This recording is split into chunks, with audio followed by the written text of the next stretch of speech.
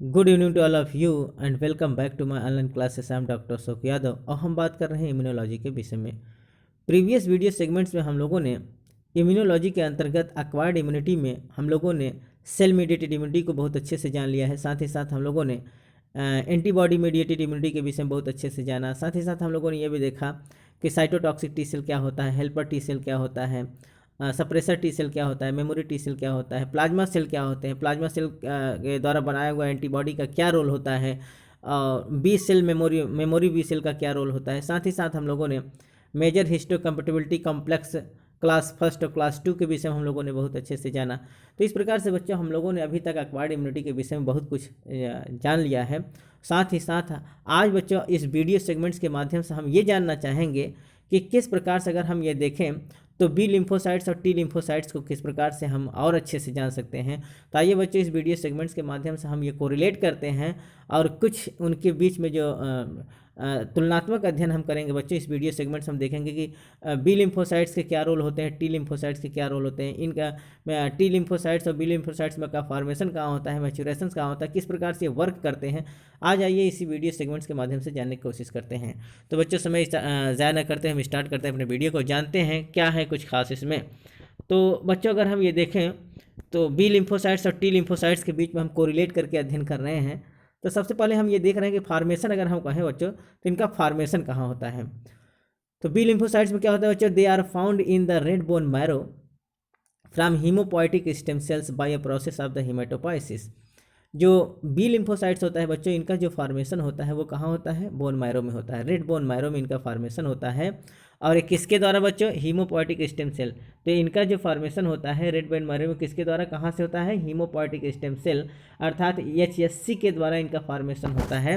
और इस प्रोसेस को कहते हैं हीमेटोपोइसिस। क्या कहते हैं बच्चों, हीमेटोपोइसिस। अर्थात हीमेटोपोइसिस प्रोसेस के अंतर्गत हीमेटोपोइटिक स्टेम सेल्स के द्वारा रेड बोन मैरो से बी लिम्फोसाइट्स का फॉर्मेशन होता है। अगर यहीं हम टी लिम्फोसाइट्स की बात करें तो टी लिम्फोसाइट्स में क्या होता है बच्चों, they too are formed in the red bone marrow from the hematopoietic stem cells by the process of the हीमेटोपोइसिस।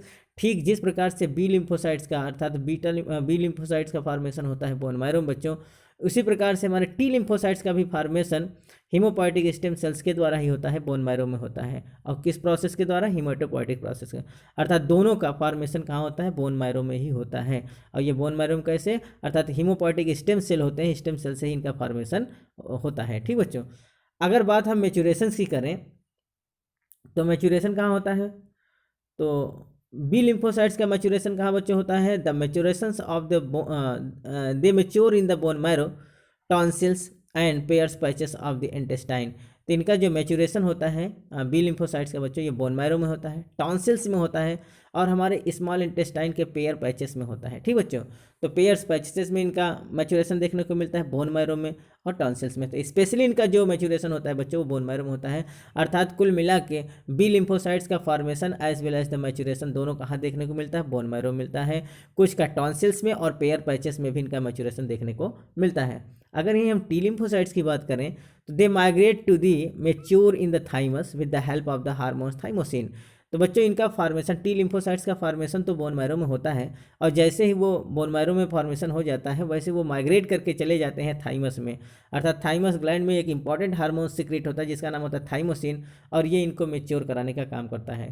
तो टी लिम्फोसाइट्स के बच्चों आप इसको इंश्योर कर लेंगे, कहीं रिमार्क कर लेंगे, इनका टी लिम्फोसाइट्स का फार्मेशन तो होता है बोन मैरो में लेकिन मैच्योरेशन इनका थाइमस ग्लैंड में होता है with the help of the thymosin hormones के द्वारा। अगर बात स्टोरेज की करें बच्चों तो ये कहाँ स्टोर्ड होते हैं, कहाँ ये रहते हैं। ठीक बच्चों, इनका स्थान क्या है। ठीक बच्चों, तो ये क्या होते हैं, mature B cells reside in cortical area of the lymph node. तो ये मेच्योर बी सेल्स होते हैं बच्चों, ये लिम्फ नोड के कार्टिकल एरिया में रहते हैं अर्थात कार्टेक्स पार्ट में रहते हैं। कहाँ रहते हैं, लिम्फ नोड के कार्टेक्स भाग में ये पाए जाते हैं। अगर वहीं हम मेच्योर टी सेल्स की बात करें तो mature T cells resides in paracortical area of the lymph node. ये लिम्फ नोड के पैराकार्टिकल एरिया में पाए जाते हैं। तो लिम्फ नोड के कार्टिकल एरिया में हमारे बी सेल्स पाए जाते हैं और लिम्फ नोड के पैराकार्टिकल एरिया में हमारे मेच्योर टी सेल्स देखने को मिलते हैं। अगला इंपॉर्टेंट जो इनके विषय में है बच्चों वो क्या है, B cells from B cells form 20 to 25% of total leukocytes, total lymphocytes. हमारे टोटल लिम्फोसाइट्स का, जो हमारे लिम्फोसाइट्स है बच्चों, उसका टोटल 20 से 25% भाग क्या होता है, बी लिम्फोसाइट्स होता है। टोटल हमारे लिम्फोसाइट्स का 20 से 25% भाग कौन सा होता है, बी सेल्स होता है। जबकि टी सेल्स की अगर हम बात करें तो ये हमारे टोटल लिम्फोसाइट्स का लगभग 70 से 80% भाग पाया जाता है।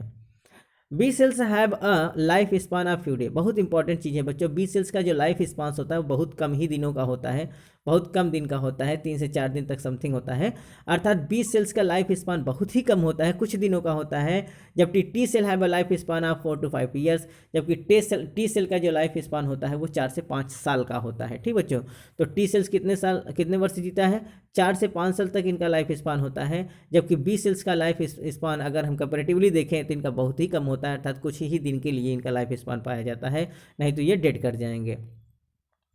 अगला जो सबसे इंपॉर्टेंट चीज़ है बच्चों, B lymphocytes provide humoral immunity. ये जो बी लिम्फोसाइट्स होता है बच्चों, ये ह्यूमोरल इम्यूनिटी को जन्म देता है, अर्थात ये ह्यूमोरल इम्यूनिटी को देता है। क्यों? क्योंकि ये ह्यूमर माने होता है बच्चों बॉडी फ्लूइड, तो ये ह्यूमर में हमारे पाया जाता है, सच एज द हमारे ब्लड में या फिर लिम्फ में पाया जाता है, इसलिए इसको हम ह्यूमोरल इम्यूनिटी भी कहते हैं।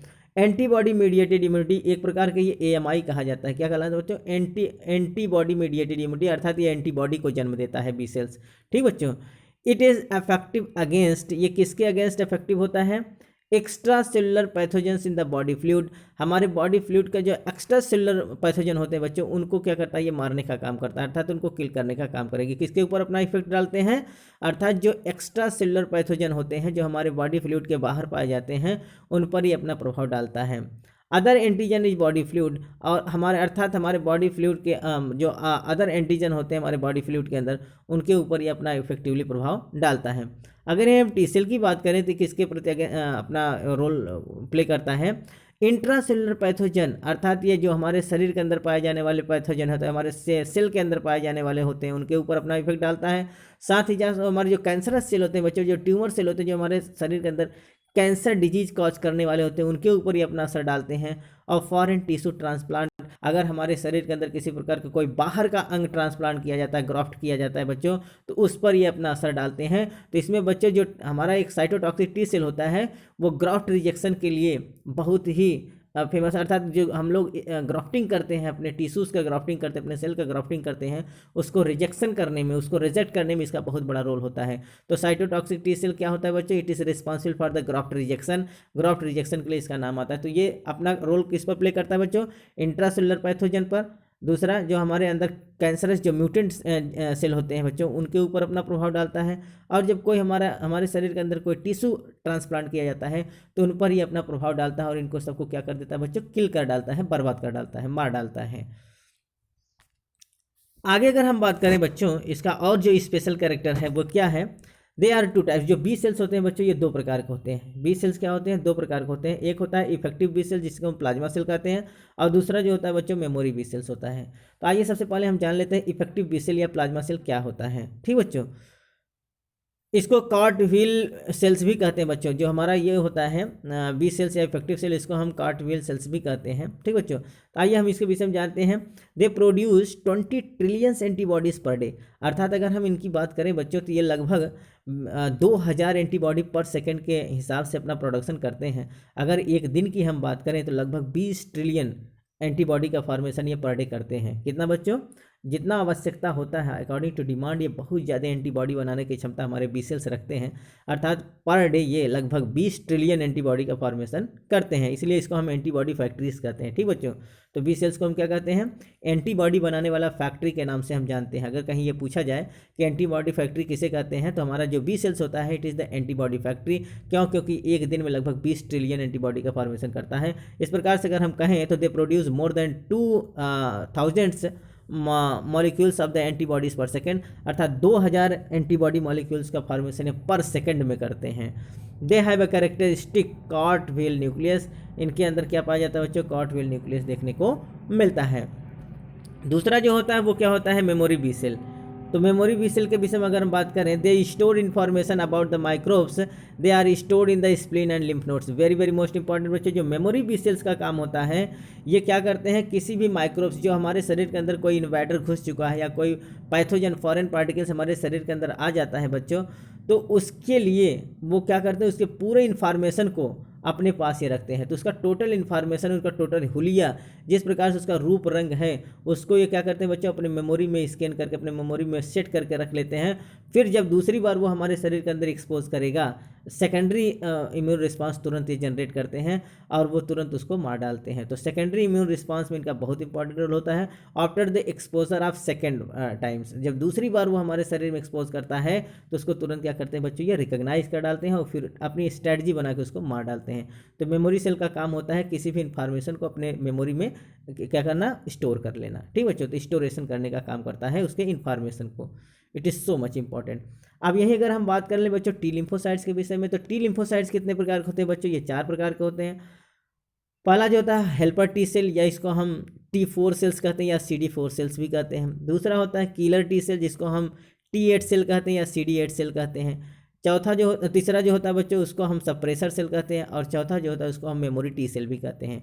तो कुल मिला के अर्थात ये सेल मीडिएटेड इम्यूनिटी होते हैं। जो बी सेल्स होते हैं बच्चों वो एंटीबॉडी मीडिएटेड इम्यूनिटी होते हैं, जबकि टी लिम्फोसाइट्स जो होते हैं वो सेल मीडिएटेड इम्यूनिटी होते हैं। ये 4 प्रकार के अपने सेल बनाते हैं। ये स्पेशल सोल्जर्स होते हैं जो अक्वायर्ड इम्यूनिटी को जन्म देते हैं और स्पेसिफिक अक्वायर्ड इम्यूनिटी को जन्म देते हैं। किसको बच्चों, स्पेसिफिक अक्वायर्ड इम्यूनिटी को जन्म देते हैं। तो आइए सबसे पहले हम जान लेते हैं कि हेल्पर टी सेल या T4 सेल या CD4 सेल क्या होता है। They activate B cells and killer T cell. ये जो हेल्पर टी सेल होते हैं बच्चों, ये हमारे जो एंटीजन प्रेजेंटिंग सेल होते हैं वो क्या करते हैं, एंटीजन को प्रेजेंट कराते हैं, ले आकर दिखाते हैं, अर्थात वो एक्सपोज करते हैं हमारे हेल्पर टी सेल के पास। और हेल्पर टी सेल क्या करता है, जब उनको रिकॉग्नाइज कर जाता है तो प्रोसेसिंग करने के बाद ये किसको ऑर्डर करता है बच्चों, बी सेल्स को और किलर टी सेल को। ये क्या करता है, ऑर्डर करता है, क्योंकि ये कमांडर होता है। Helper T cell as a commander, ये कमांडर होता है जो किसी भी कार्य को क्रियान्वित करने में मदद करता है। तो जैसे ही इसको इन्फॉर्मेशन एंटीजन प्रेजेंटिंग सेल से मिल जाता है एंटीजन के विषय में बच्चों, वैसे ही ये तुरंत अपने ऑर्डर को क्या करता है, प्ले करता है, अपने ऑर्डर को देता है कि इसको बी सेल्स को और टी सेल्स को अर्थात कंबाइट करने के लिए तैयार करता है, युद्ध करने के लिए तैयार होता है। तो बी सेल्स क्या करता है, एंटीबॉडी का फॉर्मेशन करता है और एंटीबॉडी किसी भी एंटीजन को पकड़ने का काम करता है। और हमारे जो साइटोटॉक्सिक टी सेल होते हैं, जिसको हम किलर सेल कहते हैं, वो जाकर उसको क्या करते हैं, किल कर डालते हैं, मार डालते हैं। तो ये इनका काम होता है। तो बी सेल्स को और टी सेल को इन्फॉर्म करने का काम हमारे हेल्पर टी सेल करते हैं, अर्थात वो सभी क्रिया विधि पर, अर्थात युद्ध की सभी क्रिया विधि पर अपना नज़र बनाए रखता है, अपनी निगाहें रखता है। आइए अगर यही बात करें हम किलर टी सेल का, या जिसको हम T8 सेल कहते हैं या CD8 सेल कहते हैं, इसके ऊपर क्या पाया जाता है बच्चों, CD एक मार्कर के रूप में पाया जाता है CD8 सेल। तो they release cytotoxins which form the large holes in the target cell, hence cytolysin is also called as the porphyrin. बहुत इंपॉर्टेंट चीज़ है बच्चों, जो किलर टी सेल होते हैं या साइटोटॉक्सिक टी सेल होते हैं, इनके अंदर एक बहुत इंपॉर्टेंट केमिकल रिलीज होता है, बहुत सी टॉक्सिक केमिकल्स है, जिसका नाम होता है साइटोलाइसिन। क्या नाम होता है बच्चों, साइटोलाइसिन। और ये क्या करता है, किसी भी टारगेट सेल, जिस सेल को इसको मारना होता है, उसमें क्या करता है बच्चों, होल बना देता है with the help of the cytolysin. Cyto माने होता है सेल, लाइसिन माने होता है उसको होल बनाना, या उसको क्या करना बच्चों, तोड़ना, लिसिस करना, अर्थात वो उसके अंदर होल बना देता है, छेद बना देता है। और इसीलिए इसको हम क्या कहते हैं बच्चों, परफोरिन कहते हैं। परफोरिन माने होता है बच्चों छेद करना। तो परफोरिन इसमें एक केमिकल पाया जाता है, या जिसको हम साइटोलाइसिन कहते हैं। इसके द्वारा ये टारगेट सेल में होल बना देता है, और फिर उसमें क्या होता है बच्चों, उसके शरीर में होल बन जाने से बहुत ज़्यादा पानी का अकोमुलेशन हो जाता है, बहुत ज़्यादा पानी उसके शरीर में हो जाता है। और पानी ज़्यादा हो जाने की वजह से स्वेल कर जाता है, बर्स्ट करके किल हो जाता है, मर जाता है। ठीक बच्चों, तो किलर टी सेल के अंदर एक बहुत इंपॉर्टेंट, ये बच्चों बहुत ज़्यादा पूछा जाता है, it is so much important. आप इसको रिमार्क कर लेंगे कि साइटोटॉक्सिक टी सेल या किलर सेल के पास एक इंपॉर्टेंट केमिकल्स होता है, जिसका नाम साइटोलाइसिन होता है या फिर परफोरिन होता है। और ये परफोरिन क्या करता है, किसी टारगेट सेल के अंदर होल बना देता है, छेद बना देता है, और उसमें ज़्यादा से ज़्यादा पानी का अकोमुलेशन हो जाता है, जिससे वो स्वेल करके फट जाता है। ये टेंडेंसी केवल और केवल साइटोटॉक्सिक टी सेल में होता है, जो किसी भी टारगेट सेल को, किसी भी कैंसरस सेल को या किसी फॉरेन इन्वाइडर को क्या करता है, मारने में सफल होता है। अगला जो सबसे इंपॉर्टेंट चीज़ है बच्चों, वो क्या है, सप्रेसर टी सेल। क्या नाम है उसका, सप्रेसर। सप्रेसर जहाँ नाम से स्पष्ट है, सप्रेस माने होता है दबाना, अर्थात दबाएगा। ये किसी के जो जिसका मनोबल बहुत उठ जाए, उसको क्या करेगा, सप्रेस करेगा, दबाने काम करेगा। तो क्या करता है बच्चों, they stops activity of killer T cells and suppress immune system. ये क्या करता है बच्चों, जब हमारा किलर टी सेल या साइटोटॉक्सिक टी सेल किसी एंटीजन को मारने लगता है तो मारते मारते ये इतना हिंसक हो जाता है कि ये बिल्कुल आपे में नहीं रहता है और ये अपने ही सेल को क्या करने लगता है, खाने लगता है। इस प्रकार से जब इसका बहुत ज़्यादा अतिक्रमण होने लगता है तो हमारा सप्रेसर टी सेल जाकर क्या करता है, साइटोटॉक्सिक टी सेल को दबाने का काम करता है, सप्रेस करने का काम करता है कि अब शांत हो जाइए, शांत हो जाइए, टोटल जो युद्ध है वो समाप्त हो चुका है, जितने आतंकवादी थे वो मारे जा चुके हैं, इसलिए अब शांत हो जाइए। तो शांत करने के लिए हमारा सप्रेसर टी सेल जाता है जो इम्यून सिस्टम को बचाने का काम करता है। जो हमारे साइटोटॉक्सिक टी सेल क्या करते हैं बच्चों, जो बहुत तेज़ी से अपना काम कर रहे हैं, खाने पीने का, काटने का, किल करने का काम कर रहे हैं, उसको वो सप्रेस करने का काम कौन करता है, सप्रेसर टी सेल। अब वहीं अगर चौथे की जो बात करें बच्चों, memory T cell, they store information about microbes. जैसा कि ये मेमोरी बी सेल्स जो जिस प्रकार से काम कर रहा था, ठीक उसी प्रकार से मेमोरी टी सेल भी काम करेगा। ये सूचनाओं को क्या करता है बच्चों, कलेक्ट करता है, अर्थात किसी माइक्रोब्स की सूचना अर्थात उसका एक हुलिया बना के रख लेता है। और वो कब काम करेगा, सेकेंडरी इम्यून रिस्पॉन्स में। जब दूसरी बार वो माइक्रोब्स हमारे शरीर के अंदर एक्सपोज करेगा तो वो तुरंत उसको क्या करेगा, रिकॉग्नाइज कर जाएगा और उसके लिए क्या करेगा, अपना सेकेंडरी इम्यून रिस्पॉन्स जनरेट करेगा। It is so much important. आइए बच्चों, हम लोगों ने एंटीजन को जान लिया है, साथ ही साथ एंटीजन कितने प्रकार होते हैं, हिस्टोकम्पेटिबिलिटी कम्प्लेक्स क्या होता है, एंटीजन एंटीबॉडी कम्प्लेक्स क्या होता है, इन सब के विषय में बच्चों हम लोगों ने बहुत अच्छे से जान लिया है। अब आइए हम आज जानते हैं एंटीबॉडी के विषय में। जैसा कि बच्चों आपको पता है कि एंटीबॉडी का दूसरा नाम क्या होता है, इम्यूनोग्लोब्युलिन। क्या होता है बच्चों, इम्यूनोग्लोब्युलिन, जिसको हम IG से डिनोट करते हैं। आइए जानते हैं इसके विषय में कि एंटीबॉडी है क्या। It is defined as a protective chemical produced by the immune cells in response to the antigen। ये क्या होता है बच्चों, एक प्रकार का प्रोटेक्टिव केमिकल होता है, हमारे बॉडी के अंदर जनरेट होने वाला एक प्रोटेक्टिव केमिकल्स होता है, प्रोड्यूस्ड बाय इम्यून सेल्स, हमारे इम्यून सेल्स द्वारा प्रोड्यूस होता है। और किसके द्वारा बच्चों, स्पेशली हमारा प्लाज्मा सेल्स जनरेट करता है इसको, और ये एंटीबॉडी का फॉर्मेशन करता है। कब, अर्थात हमारे बी सेल्स का जो प्लाज्मा सेल्स होता है वही एंटीबॉडी का फॉर्मेशन करता है। और कब, when exposure to the antigen, जैसे हमारे शरीर के अंदर एक्सपोज करता है एंटीजन, जब, क्योंकि एंटीजन ही स्टिमुलेंट है बच्चों एंटीबॉडी फॉर्मेशन के लिए। जब तक हमारे शरीर के अंदर कोई एंटीजन प्रवेश नहीं करेगा तब तक एंटीबॉडी का फॉर्मेशन नहीं होता है। तो एंटीजन जैसे ही हमारे शरीर के अंदर आता है वैसे हमारा इम्यून रिस्पॉन्स क्या होता है, जनरेट हो जाता है और एंटीबॉडी का formation as a protective chemical होने लगता है। It was discovered by Emil von Behring. इसको किसने खोजा था बच्चों, ये इमिल वॉन बेहरिंग के द्वारा खोजा गया है। कौन, एंटीबॉडी। तो एंटीबॉडी का जो खोज हुआ है वो इमिल वॉन बेहरिंग के द्वारा हुआ है। Chemically antibody are glycoproteins belonging to the class of the globulin protein. Very very most important बच्चों, ये नीट का क्वेश्चन है, बहुत इंपॉर्टेंट क्वेश्चन है। जो ये एंटीबॉडी होता है बच्चों, ये ग्लाइकोप्रोटीन का बना होता है। किसका बना होता है बच्चों, ये ग्लाइकोप्रोटीन का बना होता है। और ये किस क्लास से बिलोंग करता है, ग्लोब्यूलिन प्रोटीन के क्लास से बिलोंग करता है। जो ग्लोब्यूलिन प्रोटीन पाया जाता है बच्चों हमारे ब्लड में, उसी के क्लास से बिलोंग करता है। अर्थात ये जो एंटीबॉडी होता है it is also like of the globulin protein. और ये क्या होता है बच्चों, ये ग्लाइकोप्रोटीन के रूप में पाया जाता है। It is so much important. आइए बच्चों हम अगला बात करते हैं। These are also known as the immunoglobulin. जैसा कि हमने बताया कि इस एंटीबॉडी का दूसरा नाम क्या होता है बच्चों, इम्यूनोग्लोबुलिन IG के नाम से ये जाना जाता है। Antibody are highly specific to antigen. ये जो एंटीबॉडी होता है वो एंटीजन के लिए हाईली स्पेसिफिक होता है, अर्थात केवल और केवल एंटीजन के लिए स्पेसिफिक। तो प्रत्येक एंटीजन के लिए एक अलग अलग एंटीबॉडी होते हैं बच्चों। मैंने एक बताया कि एंटीबॉडी के ऊपर क्या होता है बच्चों, जो उसका वेरिएबल चेन पाया जाता है। मैंने बताया एक वेरिएबल रीजन होता है और एक क्या होता है, कांस्टेंट रीजन होता है। तो जो वेरिएबल रीजन होता है वो प्रत्येक एंटीबॉडी के ऊपर जो होता है बच्चों वो एंटीजन स्पेसिफिक होता है। जितने एंटीजन आएंगे सब के लिए अलग अलग वेरिएबल रीजन देखने को मिलता है, चाहे वो चाहे वो हैवी चेन की बात हो, चाहे वो लाइट चेन की बात हो, तो दोनों में वेरिएबल रीजन पाया जाता है। ठीक बच्चों, तो वो क्या होता है, एंटीजन स्पेसिफिक होता है। ठीक बच्चों, तो प्रत्येक एंटीजन के लिए अलग अलग एंटीबॉडी का फॉर्मेशन होता है, इसलिए इसको क्या कहा जाता है, हाईली स्पेसिफिक टू एंटीजन। तो एंटीबॉडी जो होता है एंटीजन के लिए हाईली स्पेसिफिक होता है। Antibody are produced by the plasma cells. जैसा कि मैंने बताया बच्चों, एंटीबॉडी का फॉर्मेशन कहाँ से होता है, ये इसको कौन प्रोड्यूस करता है, प्लाज्मा सेल्स। और इसको हम कहते हैं इफेक्टर बी लिम्फोसाइट्स, इसीलिए इसका क्या नाम होता है बच्चों, इफेक्टर बी लिम्फोसाइट्स। ये भी नीट का क्वेश्चन है, वेरी वेरी मोस्ट इंपॉर्टेंट है बच्चों। तो एंटीबॉडी को कौन प्रोड्यूस करता है, प्लाज्मा सेल। आप कहीं रिमार्क कर लेंगे, एंटीबॉडी को प्रोड्यूस करने वाला कौन सेल्स है बच्चों, प्लाज्मा सेल क्या करता है, एंटीबॉडी को प्रोड्यूस करता है। और इसीलिए इसको हम इफेक्टर बी लिम्फोसाइट्स भी कहते हैं। क्या कहते हैं, इफेक्टर बी लिम्फोसाइट्स। तो प्लाज्मा हमारे बी सेल्स के दो भाग होते हैं, एक होता है है इफेक्टर सेल्स, जिसको हम प्लाज्मा सेल्स कहते हैं, और दूसरा जो होता है बच्चों मेमोरी सेल होता है। तो plasma cells is also known as the effector B cells, और यही क्या करता है, एंटीबॉडी का फॉर्मेशन करता है। These are also called as the antibody factories. जैसा कि हमने बताया बच्चों, प्लाज्मा सेल्स क्या होता है, एंटीबॉडी फैक्ट्रीज होता है, क्योंकि ये एंटीबॉडी को प्रोड्यूस करता है अकॉर्डिंग टू डिमांड। जैसा कि मैंने बताया कि 24 घंटे में, एक दिन में लगभग 20 ट्रिलियन एंटीबॉडी का फॉर्मेशन हो सकता है, या अगर हम सेकंड में देखेंगे तो एक सेकंड में लगभग 2000 एंटीबॉडी का फॉर्मेशन होता है। The plasma sales produce about 2000 molecules of the antibody पर सेकंड। जैसा कि यहाँ बताया गया है कि 2000 मॉलिक्यूल्स पर सेकंड के हिसाब से एंटीबॉडी का फॉर्मेशन हमारा प्लाज्मा सेल करता है।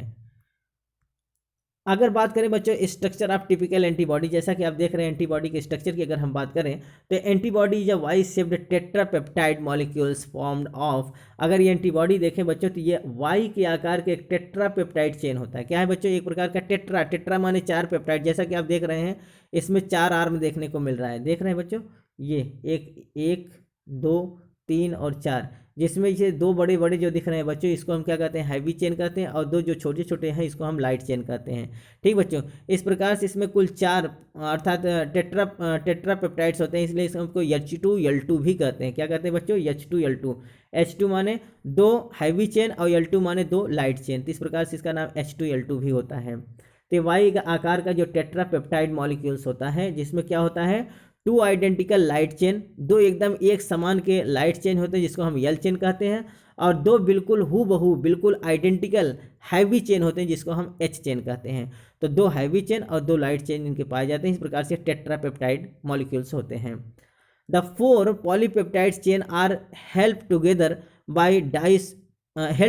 Bye disulphide bond. और ये जितने भी ये टोटल टेट्रापेप्टाइड पॉलीपेप्टाइड बच्चों, ये पॉलीपेप्टाइड है, ये देखिए एक दूसरे से ये क्या होते हैं, डाइसल्फाइड बंध से बंधे हुए। ये देख रहे हैं बच्चों, ये सल्फर ये है, अर्थात 2 इस प्रकार से डाइसल्फाइड बॉन्ड के द्वारा ये क्या होते हैं, जुड़े होते हैं। ठीक बच्चों, तो ये जितने भी ये हैं, चाहे वो लाइट चेन या फिर वो हैवी चेन हो बच्चों, तो ये क्या होते हैं, एक दूसरे से डाइसल्फाइड बॉन्ड के द्वारा जुड़े होते हैं। जैसा कि बच्चों इस फिगर में आप देखिए यहाँ स्पष्ट दिख रहा है, ये स्ट्रक्चर आप इम्यूनोग्लोबिन IG का स्ट्रक्चर है। तो यहाँ आप देखिए, ये देखिए, ये बड़ा वाला जो आप देख रहे हैं, ये इसको हम क्या कहते हैं बच्चों, इसका नाम है, यहाँ देखेंगे इसका नाम है हैवी चेन। क्या नाम है इसका, हैवी चेन, या इसको हम लॉन्ग चेन कहते हैं। ठीक बच्चों, और ये जो 2 छोटे छोटे आप देख रहे हैं ये वाले, इसको हम क्या कहते हैं, यहाँ देखिए लाइट चेन है। ठीक बच्चों, और 2 हैं तो इसलिए L2, और इसको हम H2 कहते हैं। इस प्रकार से दोनों हैवी चेन और दोनों लाइट चेन को मिला दें तो इसको हम H2L2 कहेंगे। और इनके बीच में क्या पाया जाता है बच्चों, डाइसल्फाइड बंध पाया जाता है। ये दोनों, ये सब देखिए किससे जुड़े हैं, इनके बीच में 2 सल्फर बॉन्ड होता है, तो ये डाइसल्फाइड बंध के द्वारा जुड़े होते हैं।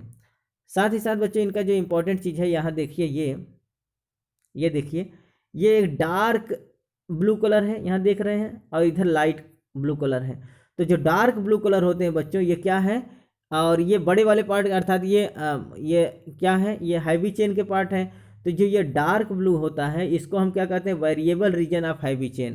क्या कहते हैं इसको variable region of heavy chain कहते हैं। और इसी प्रकार से अब ग्रीन में देखेंगे तो यहाँ देखिए एक डार्क ग्रीन है और एक लाइट ग्रीन है। तो डार्क वाले ग्रीन को क्या कहते हैं, variable region of light chain. ठीक बच्चों, तो ये बच्चों सब एंटीबॉडी का, जितने भी एंटीबॉडी होते हैं सब एंटीबॉडी का ये वाला जो रीजन होता है, ये वाला रीजन अर्थात वेरिएबल रीजन सबका डिफरेंट होता है, क्योंकि यही एंटीजन स्पेसिफिक होता है। और जो नीचे का जो ये होता है बच्चों, इसको हम कांस्टेंट रीजन कहते हैं। जो ये देख रहे हैं आप यहाँ से लेकर यहाँ तक, इसको हम क्या कहते हैं, ये होता है कांस्टेंट रीजन। जैसा कि आप यहाँ देखें, यहाँ यहाँ आप देखेंगे, ये देखिए constant region of heavy chain, अर्थात ये हैवी चेन का कांस्टेंट रीजन होता है। ठीक है, इसी प्रकार से देखिए लाइट चेन का भी होता है, यहाँ देखेंगे आप, ये देखिए constant region of light chain. ठीक, तो ये सब कांस्टेंट होते हैं जो सब एंटीबॉडी में एक समान होते हैं, लेकिन केवल और केवल ये रीजन जो होता है जिसको हम वेरिएबल रीजन कहते हैं, ये सभी एंटीबॉडी का क्या होता है, डिफरेंट होता है।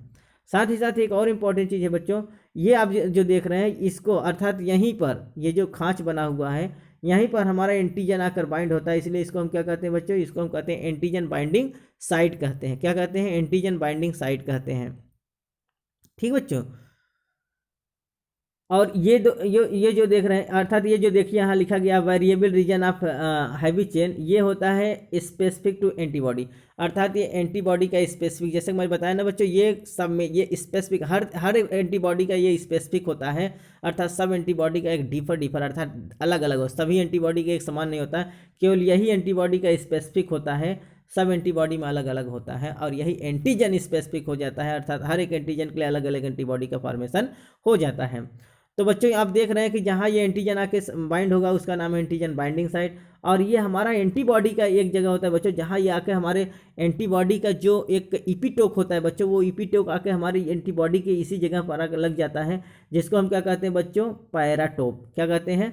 एंटीजन बाइंडिंग साइट जो होता है, एंटीजन बाइंडिंग साइट अर्थात हमारे एंटीजन का जो इपीटोप होता है वो हमारे एंटीबॉडी के पैराटोप में आकर फिक्स हो जाता है, और इस प्रकार से दोनों एक दूसरे से जुड़ जाते हैं। और इस प्रकार का जो बंध बनता है, जो एक प्रकार का जुड़ाव बनता है बच्चों, उसी को कहते हैं एंटीजन एंटीबॉडी कॉम्प्लेक्स कहते हैं। क्या कहते हैं बच्चों? जब एंटीजन एंटीबॉडी कॉम्प्लेक्स उसी को कहते हैं। जैसा कि आप ये इस फिगर के माध्यम से समझाने की कोशिश करते हैं। यहाँ देखिए, आप यहाँ देखेंगे अच्छे से, ये देखिए यहाँ लिखा गया है इपीटोप और यहाँ लिखा गया है पैराटोप। इपीटोप क्या होता है? Part of an antigen molecules where antibody is attached. अर्थात ये एंटीजन का एक पार्ट होता है बच्चों, जिसको हम क्या कहते हैं, एंटीजेनिक डिटर्मिनेंट कहते हैं। क्या कहते हैं? सॉरी, उसको क्या कहते हैं बच्चों? हाँ, एंटीजेनिक डिटर्मिनेंट कहते हैं। ये जो होता है इसका नाम है एंटीजेनिक डिटर्मिनेंट, या फिर इसी को हम इपीटोप कहते हैं। तो ये इपीटोप क्या होता है? हमारे एंटीबॉडी का ये जो खाँच होता है, इसको हम क्या कहते हैं? पैराटोप। इसी पैराटोप में आकर फिट हो जाता है। इस प्रकार से ये जो कॉम्प्लेक्स बन जाता है, इस प्रकार से ये जो बंध बन जाता है, इनके बीच में जो जुड़ाव बन जाता है बच्चों, इसी को हम कहते हैं एंटीजन एंटीबॉडी कॉम्प्लेक्स। क्योंकि ये हमारा एंटीबॉडी क्या कर लिया है बच्चों? एंटीजन को जोड़ लिया है, तो इसी को हम कहते हैं एंटीजन एंटीबॉडी कॉम्प्लेक्स कहते हैं। ठीक बच्चों, आइए इनके स्ट्रक्चर को हम अच्छे से जानते हैं।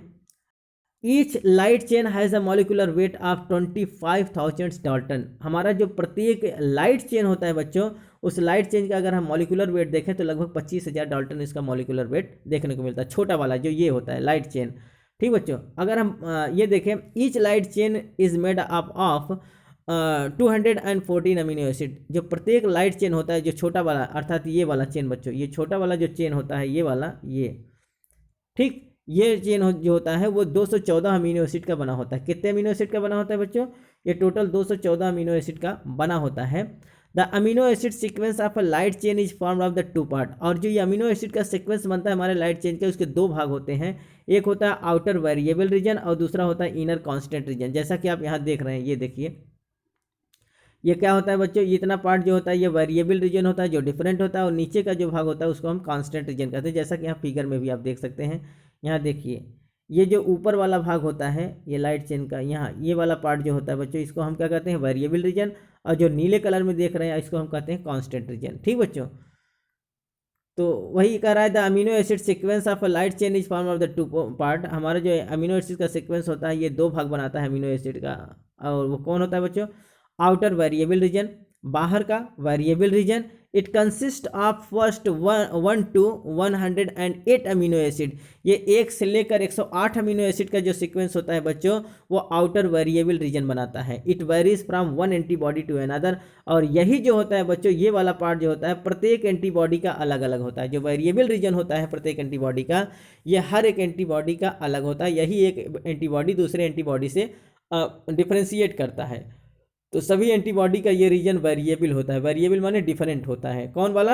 अर्थात वेरिएबल रीजन ऊपर वाला। और ये कितने अमीनो एसिड बनाता है? 1 से लेकर 108 अमीनो एसिड जो होता है बच्चों, ये वेरिएबल रीजन बनाता है। और दूसरा, अगर इनर कांस्टेंट रीजन की बात करें तो इनर कांस्टेंट रीजन क्या होता है? 109 से लेकर कितने से? अर्थात 109 से लेकर टोटल 214 अमीनो एसिड जो होता है बच्चों, ये इनर कांस्टेंट रीजन बनाता है, जो सबका सेम होता है। जितने भी एंटीबॉडी होते हैं सबका ये सेम होता है। ठीक बच्चों, तो इसमें टोटल कितने होते हैं? 214 अमीनो एसिड होते हैं, जिसमें से वेरिएबल रीजन जो होता है, आउटर वेरिएबल रीजन, वो 1 से लेकर 108 अमीनो एसिड सीक्वेंस बनाता है। जबकि जो इनर कांस्टेंट रीजन होता है वो 109 से लेकर 214 अमीनो एसिड का फॉर्मेशन करता है। अब हैवी चेन की अगर हम बात करें, स्ट्रक्चर ऑफ हैवी चेन की, तो each heavy chain has a molecular weight of the 50,000 Dalton. वहाँ क्या होता था बच्चों? लाइट चेन का जो मॉलिकुलर वेट था वो 25 डाल्टन था, 25,000 डाल्टन, और इसका 50,000 डाल्टन, अर्थात जस्ट दूना। तो each heavy chain has a molecular weight of the 50,000 Dalton. प्रत्येक हैवी चेन का जो मॉलिकुलर वेट होता है वो 50,000 डाल्टन होता है। और दूसरा अगर बात करें तो each heavy chain is formed of 440 amino acid. प्रत्येक हैवी चेन कितने अमीनो एसिड का बना होता है? 440 अमीनो एसिड का बना होता है। जहाँ लाइट चेन कितने अमीनो एसिड का बना था? 214 अमीनो एसिड का, जिसमें से उसका जो वेरिएबल रीजन था अमीनो एसिड नंबर 1 से लेकर 108 तक था, और जो उसका कांस्टेंट रीजन था 109 से लेकर 214 तक था। लेकिन यहाँ आप देख रहे हैं कि जो हैवी चेन होता है जस्ट दूना जा रहा है, ये 240, तो they are about twice as long as the light chain. अर्थात ये लाइट चेन से क्या होता है बच्चों? लगभग 2 गुना बड़ा होता है। ठीक बच्चों, तो इस प्रकार से इसमें 440 अमीनो एसिड देखने को मिलते हैं, और इसका जो मॉलिक्यूलर वेट होता है हैवी चेन का वो 50,000 डाल्टन होता है। The amino acid sequence of the heavy chain is also found out 2 parts. तो जो हैवी चेन का अमीनो एसिड होता है बच्चों, इसका भी सीक्वेंस 2 पार्ट बनाता है। पहला होता है आउटर वेरिएबल रीजन, और जो आउटर वेरिएबल रीजन है बच्चों ये भी लगभग कहाँ से 1 से लेकर 108 अमीनो एसिड तक जो बनाता है बच्चों, ये वेरिएबल रीजन बनाता है। और जो इनर कांस्टेंट रीजन होता है बच्चों, this region show a hinge area to provide flexibility to the molecules. और ये जो इनर कांस्टेंट रीजन होता है बच्चों, ये एक हिंज एरिया बनाता है। हिंज एरिया माने क्या होता है बच्चों? ये जिस प्रकार से हम लोग कलाई मूवमेंट करता है, ठीक उसी प्रकार से इसमें मूवमेंट देखने को मिलता है, एक हिंज बनाता है और वहीं से इसको फ्लेक्सिबिलिटी मिलती है, अर्थात ये मूवमेंट करता रहता है। ठीक बच्चों, इसमें हिंज होता है, जैसा कि हम आपको दिखा रहे हैं। देखिए ये वाला देखेंगे आप तो समझ में आ जाएगा। ये देखिए, ये आप देख रहे हैं ना, ये जो एरिया होता है बच्चों ये हिंज एरिया कहलाता है। अर्थात यहीं से ये क्या होता है? मूवमेंट करता रहता है। ये घूमने, जिस प्रकार से धुरी पर कोई चीज़ घूमता है उसी प्रकार से ये हिंज बनाता है, एक हिंज एरिया होता है, यहाँ से ये मूवमेंट कर सकता है। ठीक बच्चों, ये कौन बनाता है? अर्थात जो इसका हैवी चेन होता है, यही वाला देखिए, ये जो बना है किस पर बना है? ये हैवी चेन पर ही बना है। तो ये हैवी चेन ही अपना हिंज एरिया बनाता है, और इसी पर हमारा टोटल एंटीबॉडी क्या करता है? मूवमेंट करता रहता है। ठीक बच्चों, it is so much important. तो अगला क्या है बच्चों? This hinge area allow the antibody to simultaneously bind to two epitope that are at same distance apart the surface of the antigen. और यही क्या हिंज एरिया क्या करता है बच्चों? अर्थात ये हमारे एंटीबॉडी को क्या करता है? 2 एपिटोप जोड़ने का। ये देखिए हमारा एंटीबॉडी 2 एपिटोप को जोड़ने का काम करेगा। ठीक बच्चों, तो क्या करेगा? ये 2 एपिटोप इसमें देखने को मिलते हैं, देख रहे हैं ना, यहाँ देखिए, एक एपिटोप ये होगा, एक एपिटोप ये होगा, अर्थात 2 एपिटोप को जोड़ने का काम ये करता है। ठीक बच्चों, आइए अगर हम अब बात करें तो variable region of light and heavy chain constitute the antigen binding site that is called as the paratope. जैसे कि मैंने बताया बच्चों कि ये हैवी लाइट चेन और हैवी चेन दोनों आपस में मिलकर एंटीजन बाइंडिंग साइट बनाते हैं, और इसी को हम पैराटोप कहते हैं। ठीक बच्चों, तो जहां हमारा एंटीजन आके बाइंड करता है उसी को हम क्या कहते हैं? पैराटोप। और ये दोनों मिलकर करते हैं। देखिए जैसे ये है, ये क्या कर रहे हैं? ये दोनों लाइट चेन और हैवी चेन दोनों आपस में मिलकर एक ये जगह बना रहे हैं, और इसी खांच में आकर हमारा एंटीजन क्या होता है बच्चों? बैठ जाता है। तो जो एंटीजन का जो एक उभरा हुआ भाग होता है, अर्थात जैसे ही उसका एंटीजन का उभरा हुआ भाग, जिसको हम क्या कहते हैं बच्चों? एंटीजेनिक डिटर्मिनेंट कहते हैं या इपीटोप कहते हैं। तो एंटीजन का इपीटोप हमारे पैराटोप के जो हमारा क्या कहते हैं एंटीबॉडी होता है उसके पैराटोप पे आकर लग जाते हैं, और इस प्रकार से एंटीजन एंटीबॉडी कॉम्प्लेक्स बना लेते हैं। ठीक बच्चों, it is so much important. तो यहाँ कहा गया है कि variable region of light and heavy chain, light और हैवी चेन का वेरिएबल रीजन आपस में कॉन्स्टिट्यूट होकर, आपस में जुड़कर एंटीजन बाइंडिंग साइट बनाते हैं, और इसी एंटीजन बाइंडिंग साइट को हम पैराटोप कहते हैं। ठीक बच्चों, तो कौन रीजन? Variable region. जैसा कि आप ये देख रहे हैं ना, एक बार फिर से हम आपको दिखा दें तो ये पूरा क्या होता है बच्चों? ये इतना पार्ट ये होता है वेरिएबल रीजन। तो दोनों का वेरिएबल रीजन आपस में जुड़कर क्या कर रहे हैं? ये खांच बना रहे हैं। ठीक, तो जो ये दोनों आपस में मिलकर जो खांच बनाते हैं इसी को हम पैराटोप कहते हैं, और इसी पैराटोप में क्या होता है बच्चों? हमारा एंटीजन आकर क्या होता है? फिट हो जाता है। ठीक बच्चों, तो वही यहाँ कहा गया है कि variable region of light and heavy chain constitute the antigen binding site commonly called as the paratope. तो इन दोनों का, लाइट चेन और हैवी चेन दोनों का वेरिएबल रीजन आपस में जुड़कर एंटीजन बाइंडिंग साइट बनाते हैं, इसी को हम पैराटोप कहते हैं, और इसी पैराटोप में ईपीटोप आके इम्बेडेड कर जाता है। It recognise and bind to the specific antigen forming an antigen antibody complex. ये क्या करता है, किसी भी एंटीजन को रिकॉग्नाइज करता है, पहचानता है, और पहचानने के बाद स्पेसिफिक एंटीजन को अपने साथ ले आकर जोड़ लेता है। इस प्रकार से जोड़ने के बाद ये क्या बनाता है बच्चों, एंटीजन एंटीबॉडी कॉम्प्लेक्स। अर्थात जो एंटीजन का एपिटोप होता है वो हमारे एंटीबॉडी के पैराटोप के साथ आकर मिल जाता है, ज्वाइंट कर जाता है, और इस प्रकार जब ज्वाइंट कर जाता है बच्चों तो उस कॉम्प्लेक्स का नाम होता है एंटीजन एंटीबॉडी कॉम्प्लेक्स। दोनों आपस में मिल जाते हैं। इस प्रकार से हमारा एंटीबॉडी क्या करता है, इसको जकड़ के पकड़ लेता है, किसको, एंटीजन को।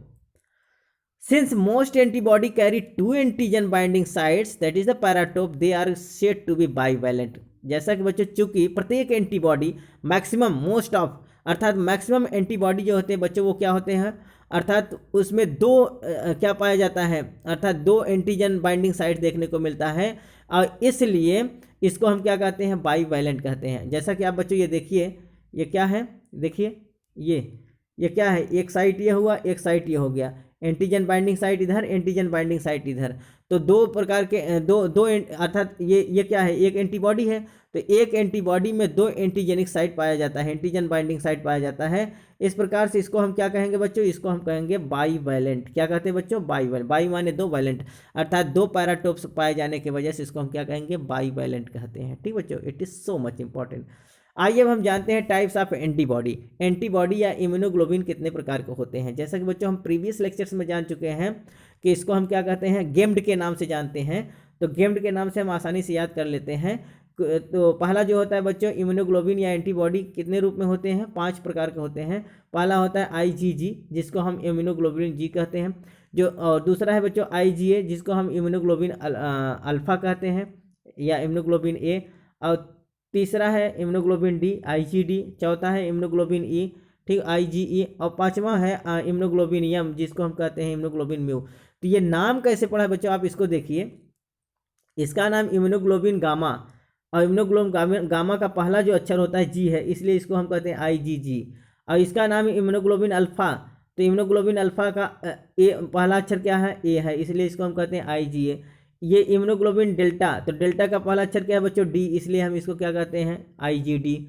अगर हम देखें इम्यूनोग्लोबिन E में, तो इम्यूनोग्लोबिन E में क्या होता है बच्चों, इसका जो पहला अक्षर है उसका नाम है इप्सिलॉन, तो इप्सिलॉन का वजह से E, तो इसका नाम है IgE।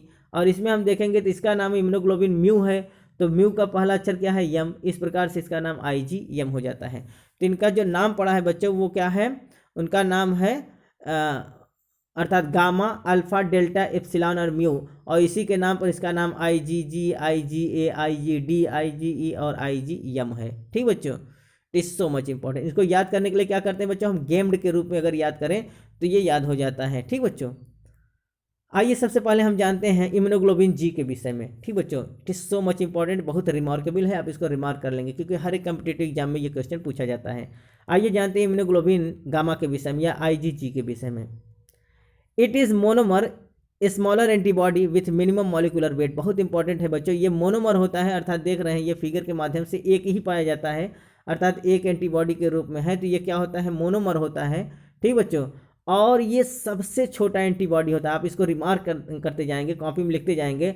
सबसे स्मॉलेस्ट एंटीबॉडी का जो नाम होता है बच्चों IgG होता है, तो IgG is the smallest antibody, और ये मोनोमर होता है। ठीक बच्चों, मिनिमम मॉलिकुलर वेट, क्योंकि सबसे छोटा होता है इसलिए इसका मॉलिकुलर वेट सबसे कम होता है। मोस्ट अबंडेंट एंटीबॉडी, ये हमारे शरीर में सबसे ज़्यादा पाए जाने वाला एंटीबॉडी कौन होता है बच्चों, IgG, अर्थात हमारे बॉडी में सबसे ज़्यादा पाए जाने वाला एंटीबॉडी का नाम IgG। मोस्ट अबंडेंट इन सीरम, और जो कहाँ सबसे ज़्यादा पाया जाता है, सीरम में पाया जाता है, अर्थात हमारे सीरम में सबसे ज़्यादा पाए जाने वाले एंटीबॉडी का नाम होता है IgG, और जो सबसे छोटा भी होता है और इसका मॉलिकुलर वेट भी सबसे कम होता है, ये मोनोमर होता है।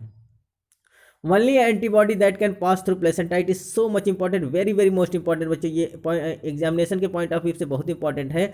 ये क्या होता है, ये एक ऐसा एंटीबॉडी है, केवल और केवल अकेले एक ऐसा एंटीबॉडी है IgG जो प्लेसेंटा को क्या कर सकता है बच्चों, पार कर जाता है, अर्थात ये प्लेसेंटा को पार कर सकता है और बच्चे के पास जाकर इम्यूनिटी प्रोवाइड करता है। ठीक बच्चों, तो बच्चे को इम्यूनिटी प्रोवाइड करने के लिए प्लेसेंटा को पार करके जो एंटीबॉडी जाता है उसका नाम IgG है। तो क्या है बच्चों, it is a only antibody that can pass through placenta, यही एक ऐसा एंटीबॉडी होता है जो प्लेसेंटा को क्रॉस करता है। तो आप इसको रिमार्क कर लेंगे, कॉपी में कहीं लिख लीजिए कि वो कौन सा एंटीबॉडी है जो प्लेसेंटा को क्रॉस करता है। तो कौन क्रॉस करता है?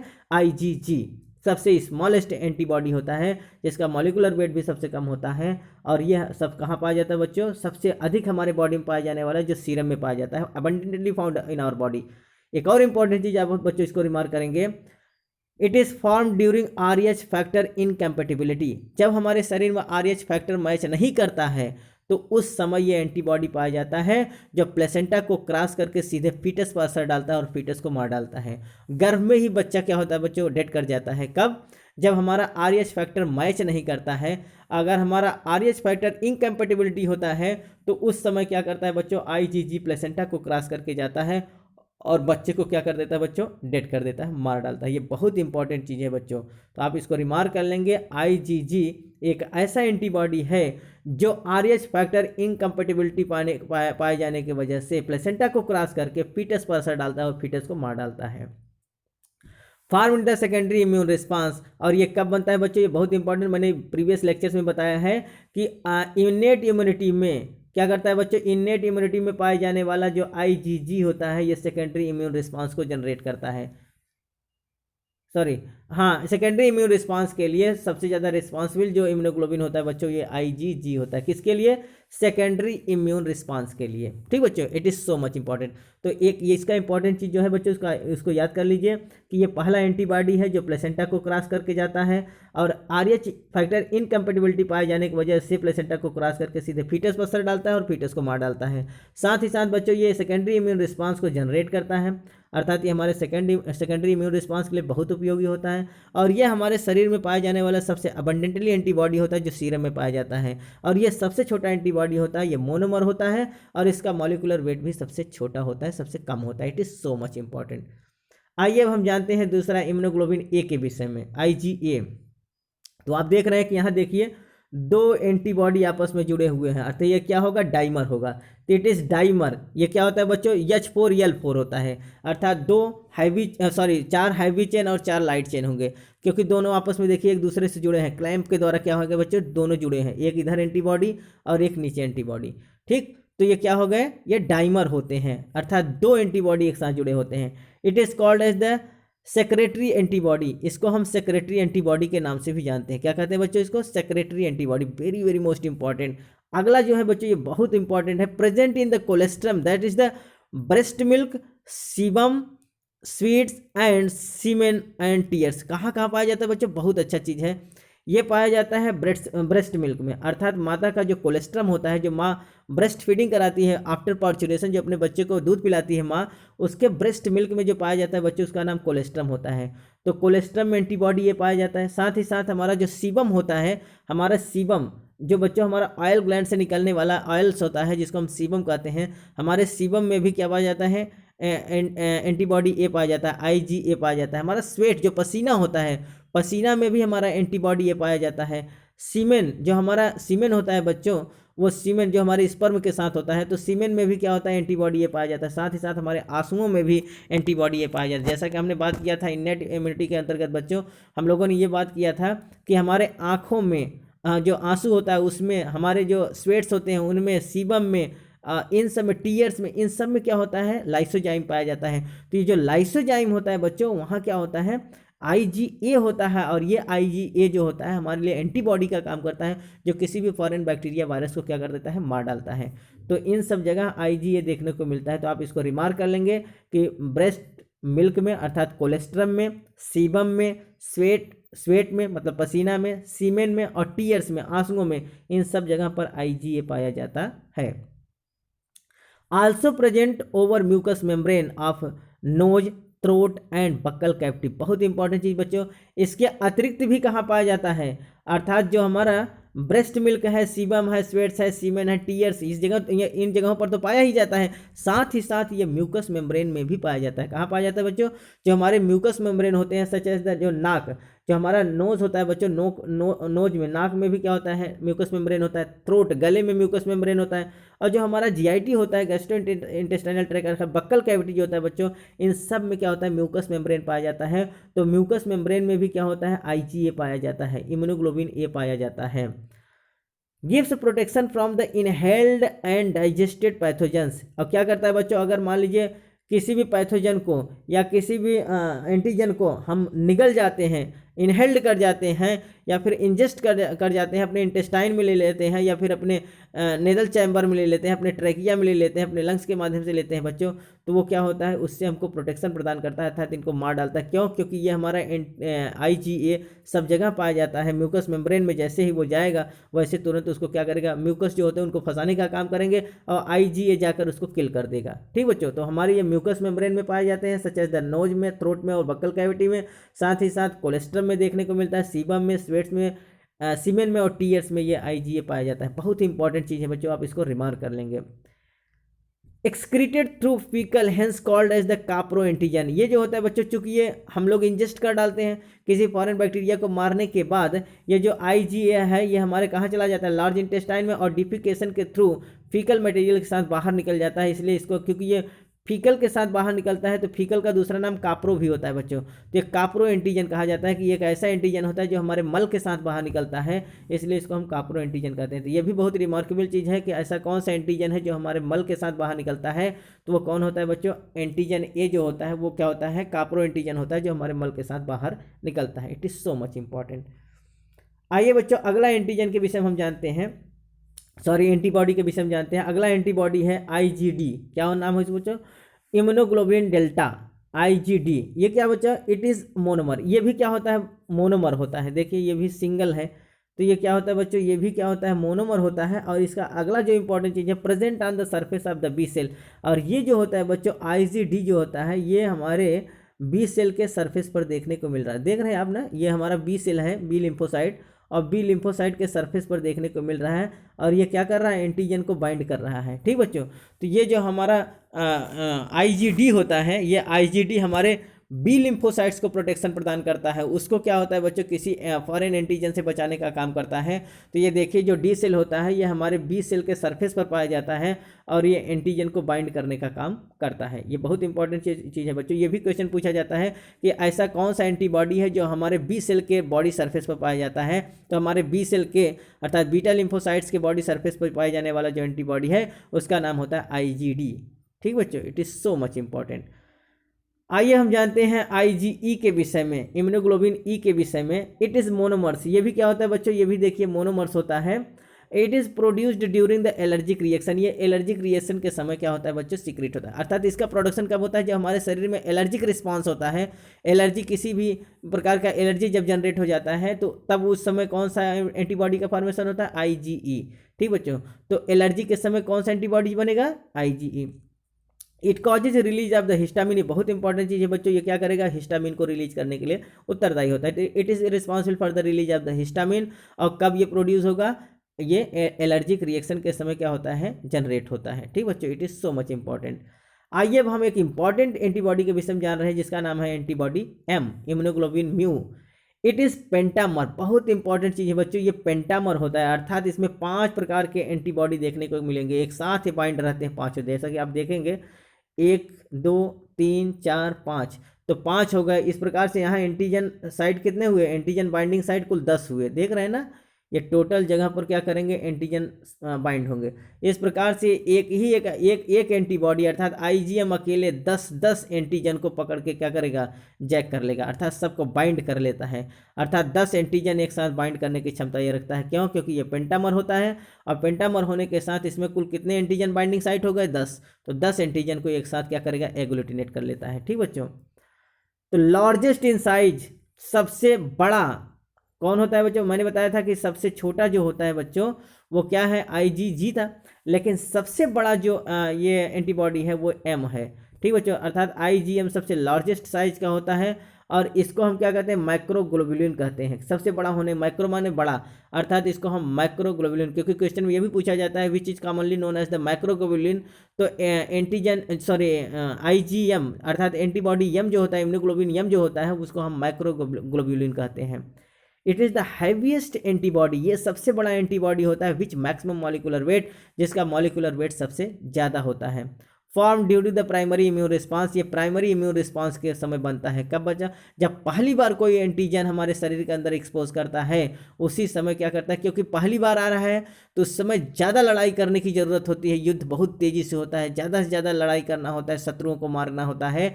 उस समय हमको कौन सा सैनिक भेजना होता है? हमारा IgM जाता है, क्योंकि इसके पास 5 भुजाएं हैं और एक एक से क्या करता है, एक एक एंटीजन को 5 अर्थात कुल मिला के 10 एंटीजन को एक साथ पकड़ने की क्षमता रखता है। इसलिए क्या होता है, जब प्राइमरी इम्यून रिस्पांस हमारे शरीर में होता है तो उस समय इसको भेजा जाता है। तो ये कब प्रोड्यूस होता है बच्चों? अर्थात प्राइमरी इम्यून रिस्पांस के समय ये जनरेट होता है। It is produced in response to the ABO blood group incompatibility. बहुत इंपॉर्टेंट चीज़ है बच्चों, जब हमारे शरीर में ब्लड ग्रुप मैच नहीं करता है, जब ब्लड ग्रुप में किसी प्रकार का प्रॉब्लम आता है, तो ये जो एंटीबॉडी होता है ये जाकर ब्लड ग्रुप में, अगर अर्थात किसी आदमी का अगर ब्लड किसी दूसरे आदमी को चढ़ा दिया जाता है जिसका एंटी ब्लड ग्रुप मैच नहीं करता है, तो क्या करता है बच्चों, वो जाके ब्लड ग्रुप को क्या कर देता है, अर्थात वो जमा देता है, अर्थात कोगुलेट कर जाता है, हमारा ब्लड खराब हो जाता है और वो क्या हो जाता है, पेशेंट मर जाता है, अर्थात उसके आर्टरी में ब्लड जाम हो जाता है। ठीक बच्चों, तो ब्लॉकेज होने की वजह से या फिर कोगुलेशन हो जाने की वजह से पेशेंट मर जाता है। तो इस प्रकार से अगर हमारे शरीर में ABO ब्लड का इनकम्पेटिबिलिटी पाई जाती है तो उस समय कौन सा एंटीबॉडी रिलीज होता है? एंटीबॉडी यम अर्थात इम्यूनोग्लोबिन यम रिलीज होता है और वो क्या करता है बच्चों, हमारे शरीर के लिए नुकसानदायक हो जाता है। ठीक बच्चों, it is so much important. एक बार आप देख लेंगे बच्चों कि देखिए IgG ये भी क्या होता है बच्चों, मोनोमर होता है। IgE ये भी मोनोमर है। IgD ये भी मोनोमर होता है। अगर यहाँ हम देखें IgM ये क्या होता है, पेंटामर होता है और IgA जो होता है वो डाइमर होता है। आप इसको याद कर लेंगे कि IgM जो होता है वो पेंटामर होता है, IgA जो होता है वो डाइमर होता है और जितने भी हैं वो सब क्या होते हैं, मोनोमर होते हैं। ठीक बच्चों, it is so much important. जहाँ से ये दोनों जुड़ते हैं देखिए इसको कहते हैं ज्वाइनिंग चेन। ये देखिए दोनों आपस में जुड़े हैं, इसको ज्वाइनिंग चेन कहेंगे। ठीक बच्चों, और ये क्या होता है, सिक्रेटरी प्रोटीन होता है। देख रहे हैं ना, ये सिक्रेटरी प्रोटीन है। ठीक बच्चों, और ये देखिए ये डाइसल्फाइड बॉन्ड है, ये जिसके द्वारा जुड़ते हैं इसको हम कहते हैं डाइसल्फाइड बॉन्ड। ठीक, 2 सल्फर बॉन्ड के द्वारा जुड़े होते हैं। ठीक बच्चों, आइए अब हम बात कर लेते हैं कि एक एडवांस एंटीबॉडी होता है जिसको हम कहते हैं मोनोक्लोनल एंटीबॉडी। ठीक बच्चों, अर्थात जिसको हम मैजिक बुलेट कहते हैं। आप इसको इंपॉर्टेंट रिमार्क कर लेंगे कि जो मोनोक्लोनल एंटीबॉडी होता है उसी का दूसरा नाम क्या होता है, मैजिक बुलेट होता है, जिसको हम मैप्स कहते हैं। क्या कहते हैं, मैप्स कहते हैं। आइए जानते हैं कि ये मोनोक्लोनल एंटीबॉडी होता क्या है। These are pure high affinity and highly antigen specific antibody produced in the laboratory from clonal culture of hybridoma cell. बहुत इंपॉर्टेंट चीज़ है बच्चों, ये एक प्रकार का प्योर, बहुत शुद्ध, हाई एफिनिटी, बहुत तेज़ी से एफिनिटी अर्थात इसकी दक्षता बहुत तेज होती है, and highly antigen specific antibody, ये हाईली एंटीजन स्पेसिफिक एंटीबॉडी होता है और प्रोड्यूस्ड इन द लेबोरेटरी, ये हमारे लेबोरेटरी में आर्टिफिशियली बनाया जाता है। जैसे बच्चों हम बायोटेक्नोलॉजी में बताए हैं कि बहुत सारे जो हमारा रिकॉम्बिनेंट DNA बनाया जाता है वो लेबोरेटरी में बनाया जाता है। ठीक बच्चों, तो इसी प्रकार से हमारे लेबोरेटरी में भी क्या करते हैं, हम लोग एंटीबॉडी का भी कल्चर करते हैं, अर्थात इन विट्रो, अर्थात हम लैब में उसको तैयार करते हैं आर्टिफिशियली ढंग से, और उस एंटीबॉडी का नाम होता है मोनोक्लोनल एंटीबॉडी। और ये किसके द्वारा बनाया जाता है बच्चों, by the culture of the hybridoma cell, hybridoma cell को कल्चर करके। जो हाइब्रिडोमा सेल होता है ये कहाँ से आता है बच्चों, ये कैंसरस सेल होता है। एक प्रकार के क्या होता है ये बच्चों, ये कैंसरस सेल होता है। तो ये कैंसरस सेल के साथ मिलकर बना, क्योंकि बच्चों जो हमारा खुद का लिम्फोसाइट्स होता है, जो हमारा बनता है एंटीबॉडी, उसका लाइफ स्पान मैंने बताया बहुत कम होता है, क्योंकि ये 20 सेल्स होता है। तो जैसा कि आप देख रहे हैं ये बी लिम्फोसाइट्स क्या करते हैं, ये मिलकर हम किसी माउस से बी लिम्फोसाइट्स निकाल लेते हैं और बी लिम्फोसाइट्स का जो लाइफ स्पान होता है वो बहुत कम ही दिनों का होता है, 2-4 दिन के लिए होता है, इसके बाद वो डेड कर जाता है। तो इसके लाइफ स्पान को बढ़ाने के लिए हमको क्या करना पड़ता है बच्चों, वो हम कैंसरस सेल से लेते हैं। जो हमारा कैंसरस सेल होता है उससे हम लेकर तैयार करते हैं, अर्थात माइलोमा सेल से। जो माइलोमा सेल होता है ये क्या होता है, एक प्रकार का कैंसरस सेल होता है, और कैंसरस सेल का लाइफ स्पान बहुत ज़्यादा होता है, अर्थात इन्फिनिटिव होता है। तो हमको क्या करना है बच्चों, अगर हम लैब में कोई एंटीबॉडी बनाते हैं तो हमको बहुत दिन तक उसको रखना है, क्योंकि जब हम लैब में एंटीबॉडी बनाएंगे, बी लिम्फोसाइट्स बनाएंगे, तो उसका लाइफ केवल 2-3-4 दिन के लिए होता है, तो 2-4 दिन बाद वो खत्म हो जाएगा। तो हमको क्या करना है, लॉन्ग टाइम ड्यूरेशन के लिए रखना है उसको। तो क्या करते हैं हम कि अपना बी लिम्फोसाइट्स को हम किसके साथ जुड़वाते हैं, हाइब्रिडोमा सेल के साथ, अर्थात कैंसरस सेल के साथ हम जुड़वा देते हैं। और इस प्रकार से जो एंटीबॉडी बनता है उसका नाम क्या होता है बच्चों, उसका हाइब्रिडोमा सेल बनता है। और इस प्रकार के एंटीबॉडी को हम कहते हैं मोनोक्लोनल एंटीबॉडी। ठीक बच्चों, और इस प्रकार जो सेल अर्थात बी लिम्फोसाइट्स और माइलोमा सेल दोनों के बाद जो सेल जनरेट होता है उसको हम कहते हैं हाइब्रिडोमा सेल। इस हाइब्रिडोमा सेल में क्या क्या होता है, बी सेल्स भी होता है प्लस कैंसरस सेल भी होता है, दोनों, अर्थात बी सेल्स और कैंसरस सेल दोनों आपस में जब मिल जाएंगे तो उसको हम हाइब्रिडोमा सेल कहते हैं। और इस हाइब्रिडोमा सेल में हमारा बी लिम्फोसाइट्स भी होता है, अर्थात हमारा जो एंटीबॉडी वो भी है, और साथ ही साथ लॉन्ग ड्यूरेशन तक जिंदा रहने के लिए जो टेंडेंसी आई है वो कैंसरस सेल से आई हुई है। तो इस प्रकार से ये हमारा एंटीबॉडी बहुत दिन तक काम करता है। ठीक बच्चों, तो ये आप मत समझिए कि कैंसरस सेल यहाँ काम नहीं, वो डिसएक्टिवेट हो जाता है, केवल उसका लाइफ स्पान बढ़ाने के लिए लिया गया है। तो बी सेल्स के साथ जब कैंसरस सेल दोनों आपस में मिल जाते हैं तो उस प्रकार के सेल का नाम होता है हाइब्रिडोमा सेल।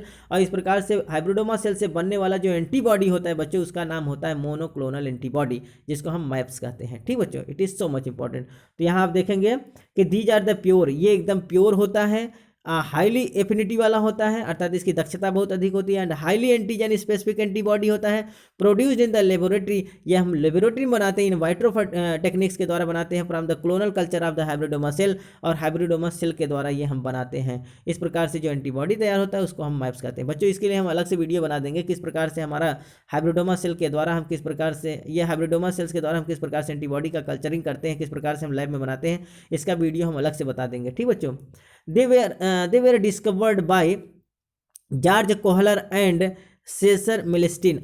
इसका जो आविष्कार था बच्चों, इसका डिस्कवर, जैसा कि आप देख रहे हैं कि दो लोग यहाँ दिखाई दे रहे हैं, ये महान साइंटिस्ट हैं। ठीक बच्चों, ये कौन है, अर्थात ग्रेगर कोहलर है और सेसर मिलेस्टिन है। इन्होंने क्या किया था बच्चों, हाइब्रिडोमा सेल से क्या किया था, अर्थात मोनोक्लोनल एंटीबॉडी का फॉर्मेशन किया था। ये एक ऐसा एंटीबॉडी होता है जो बच्चों हम लॉन्ग ड्यूरेशन के लिए रखे रहते हैं और वो मरता नहीं है, जबकि हमारा खुद का जो बी लिम्फोसाइट्स होता है बच्चों, ये 1-2 दिन के बाद वो क्या होता है, मर जाता है, अर्थात उसका लाइफ खत्म हो जाता है, बहुत कम ही लाइफ स्पान उसका होता है। और अगर हम देखें बच्चों मोनोक्लोनल एंटीबॉडी के विषय में, they are used in following conditions, इसको विभिन्न कंडीशन में हम यूज करते हैं। कहाँ यूज करते हैं, इसका इंपॉर्टेंट चीज़ आप समझ लीजिए, they are used as immunosuppressant for kidney transplantation. बहुत इंपॉर्टेंट चीज़ है बच्चों, ये मोनोक्लोनल एंटीबॉडी का प्रयोग हम कब करते हैं, जब हम किडनी ट्रांसप्लांट कराते हैं। तो किडनी ट्रांसप्लांट के समय हम अपने इम्यून सिस्टम को सप्रेस करने के लिए करते हैं। तो जो हमारा, क्योंकि बच्चों हमने बताया है कि अगर हमारे इम्यून सिस्टम को सप्रेस नहीं किया जाएगा तो जो हमारा ग्राफ्टिंग हो रहा है वो ग्राफ्ट रिजेक्शन कहलाता है, ग्राफ्ट रिजेक्ट हो जाएगा। अर्थात कोई भी ट्रांसप्लांटेशन, आप चाहे किडनी ट्रांसप्लांट कराएंगे, चाहे लीवर ट्रांसप्लांट कराएंगे, चाहे पैंक्रियास ट्रांसप्लांट कराएंगे, सभी ट्रांसप्लांटेशन क्या होते हैं, रिजेक्ट हो जाते हैं। और इस प्रकार के रिजेक्शन को हम ग्राफ्ट रिजेक्शन कहते हैं। तो ग्राफ्ट रिजेक्शन के लिए उत्तरदायी जो होता है वो साइटोटॉक्सिक टी सेल होता है, जिसको हम किलर टी सेल कहते हैं। ठीक बच्चों, तो इस प्रक्रिया को रोकने के लिए हम लोग किसका प्रयोग करते हैं, मोनोक्लोनल एंटीबॉडी का प्रयोग करते हैं। और ये क्या करता है, किडनी ट्रांसप्लांट को सक्सेस बनाने के लिए हमारा इम्यून सेल्स को सप्रेस करता है। इस प्रकार से ये इम्यूनोसप्रेसेंट के रूप में काम करता है। क्या कहलाता है इसको हम इम्यूनोसप्रेसेंट कहते हैं, क्योंकि इम्यून सिस्टम को सप्रेस कर देता है, दबा देता है, जिससे इम्यून सिस्टम अपना काम नहीं कर पाता है और हमारा किडनी ट्रांसप्लांटेशन क्या करता है, सर्वाइव कर जाता है, धीरे धीरे धीरे धीरे एडजस्ट करता है हमारे शरीर के अंदर। The mature cells that causes graft rejection are suppressed by these antibody। जैसा कि मैंने बताया बच्चों कि हमारा जो इम्यून सेल्स होता है, जो इम्यून सेल्स हमारे शरीर के अंदर ग्राफ्ट रिजेक्शन का कार्य करते हैं, तो ग्राफ्ट रिजेक्शन को क्या करते हैं, सप्रेस करने के लिए हम एंटीबॉडी अर्थात मोनोक्लोनल एंटीबॉडी का फॉर्मेशन करते हैं। क्या करते हैं बच्चों, मोनोक्लोनल एंटीबॉडी का प्रयोग हम कहाँ करते हैं, ग्राफ्ट रिजेक्शन को रोकने के लिए। ठीक बच्चों, it is so much important. These are conjugated with the anti-cancerous drugs to kill specific cancer cells without harming the other cells। जैसा कि मैंने बताया बच्चों कि ये क्या होता है, इसको हम लोग कंजुगेट करते हैं, हम लोग जोड़ते हैं, किसके साथ जोड़ते हैं, एंटी कैंसरस ड्रग्स के साथ। अगर हमारे शरीर में कोई कैंसर जनरेट होने वाला होता है तो उसको हम क्या करते हैं, उसको मारने के लिए हम क्या करते हैं, मोनोक्लोनल एंटीबॉडी का प्रयोग करते हैं। तो ये क्या कर रहा है बच्चों, these are conjugated with anti cancerous drugs, या एंटी कैंसरस ड्रग्स के साथ कंजुगेट करके क्या करता है, टू किल स्पेसिफिक सेल अर्थात स्पेसिफिक कैंसरस सेल को मारता है। ठीक बच्चों, तो ये क्या करेगा, एंटी कैंसरस ड्रग्स के साथ कंजुगेट करके ये कैंसर सेल को मारने का काम करेगा without harming the other sales, किसी दूसरे सेल को नुकसान किए बगैर। अर्थात हम लोग क्या करते हैं, जब हमारे शरीर में कोई कैंसरस सेल फॉर्मेशन होता है तो उसको मारने के लिए हम लोग क्या करते हैं कि एंटी कैंसरस ड्रग्स के साथ हम लोग मोनोक्लोनल एंटीबॉडी को चढ़ाते हैं। तो ये क्या करेगा, कैंसरस सेल को डेड कर देगा और इसके अलावा वो हमारे और किसी सेल को कोई क्षतिग्रस्त नहीं करेगा, कोई नुकसान नहीं पहुंचाएगा। ठीक बच्चों, तो इस जगह पर हम क्या करते हैं, मोनोक्लोनल एंटीबॉडी का प्रयोग करते हैं। आइए बच्चों, अब हम जानते हैं फंक्शन ऑफ एंटीबॉडी। एंटीबॉडी के क्या फंक्शंस हैं। ठीक बच्चों, तो एंटीबॉडी का जो पहला फंक्शन होता है बच्चों, उसको हम क्या कहते हैं, न्यूट्रलाइजेशन। अर्थात ये क्या करेगा, न्यूट्रलाइज करेगा किसको, एंटीजन को। तो आइए हम बात करते हैं, सबसे पहला काम इसका होता है न्यूट्रलाइजेशन के रूप में न्यूट्रलाइज करेगा। क्या करते हैं, neutralize toxins release by the pathogen. Pathogen के द्वारा जो टॉक्सिन्स रिलीज होता है बच्चों, उसको क्या करेगा, ये सबसे पहले न्यूट्रलाइज करने का काम करता है। हमारा एंटीबॉडी क्या करेगा कि जो पैथोजन, जो हमारे शरीर के अंदर कोई हानिकारक पैथोजन इनकॉर्पोरेट कर चुका है, एंट्री कर चुका है, उसके टॉक्सिन्स इफेक्ट को क्या करेगा, ये न्यूट्रलाइज कर देगा। दूसरा क्या होता है, such antibody are called as the antitoxins. तो इस प्रकार के एंटीबॉडी को जो टॉक्सिन्स को मार रहा है उसको हम क्या कहेंगे, एंटी टॉक्सिन्स कहते हैं। तो टॉक्सिन का मतलब होता है एंटीजन का टॉक्स, अर्थात वो एंटीजन है। पैथोजन का जो एंटीजन होता है उसको हम टॉक्सिन्स कहते हैं। तो एंटीजन के प्रभाव को डैमेज करने का काम जो एंटीबॉडी करेगा उसी को हम क्या कहते हैं, एंटी टॉक्सिन्स कहते हैं। जैसे हम बात करें कि Clostridium tetani release tetanospasmin and tetanolysins toxins against which और एंटीबॉडी प्रोड्यूस्ड एंटी टॉक्सिन्स। बहुत इंपॉर्टेंट चीज़ है बच्चों। जो क्लॉस्ट्रीडियम टिटैनी होता है, क्लॉस्ट्रीडियम टिटैनी एक प्रकार का क्या बच्चों, टेटनस जनरेट करने वाला बैक्टीरिया है। तो ये क्लॉस्ट्रीडियम टिटैनी जो होता है, ये जो एक टॉक्सिन्स रिलीज करता है उसका नाम होता है टिटेनोस्पास्मिन। क्या नाम होता है बच्चों, टिटेनोस्पास्मिन। ये एक ऐसा टॉक्सिन, एक ऐसा जहर है जो हमारे शरीर के अंदर क्या करता है, टिटैनी बीमारी क्रिएट कर लेता है। और हम क्या होते हैं बच्चों, अर्थात हमारे मसल्स में क्रम्पिंग होता है, हमारे बोन्स में क्रम्पिंग होता है और हम ट्विस्टिंग करते हुए क्या होते हैं बच्चों, अपना जान गंवा देते हैं। बहुत ही डेंजरस खतरनाक बीमारी बन जाता है। तो ये कौन है, क्लॉस्ट्रीडियम टिटैनी एक बैक्टीरिया होता है जो एक टॉक्सिन्स रिलीज करता है जिसका नाम होता है टिटेनोस्पास्मिन और टिटेनोलाइसिन।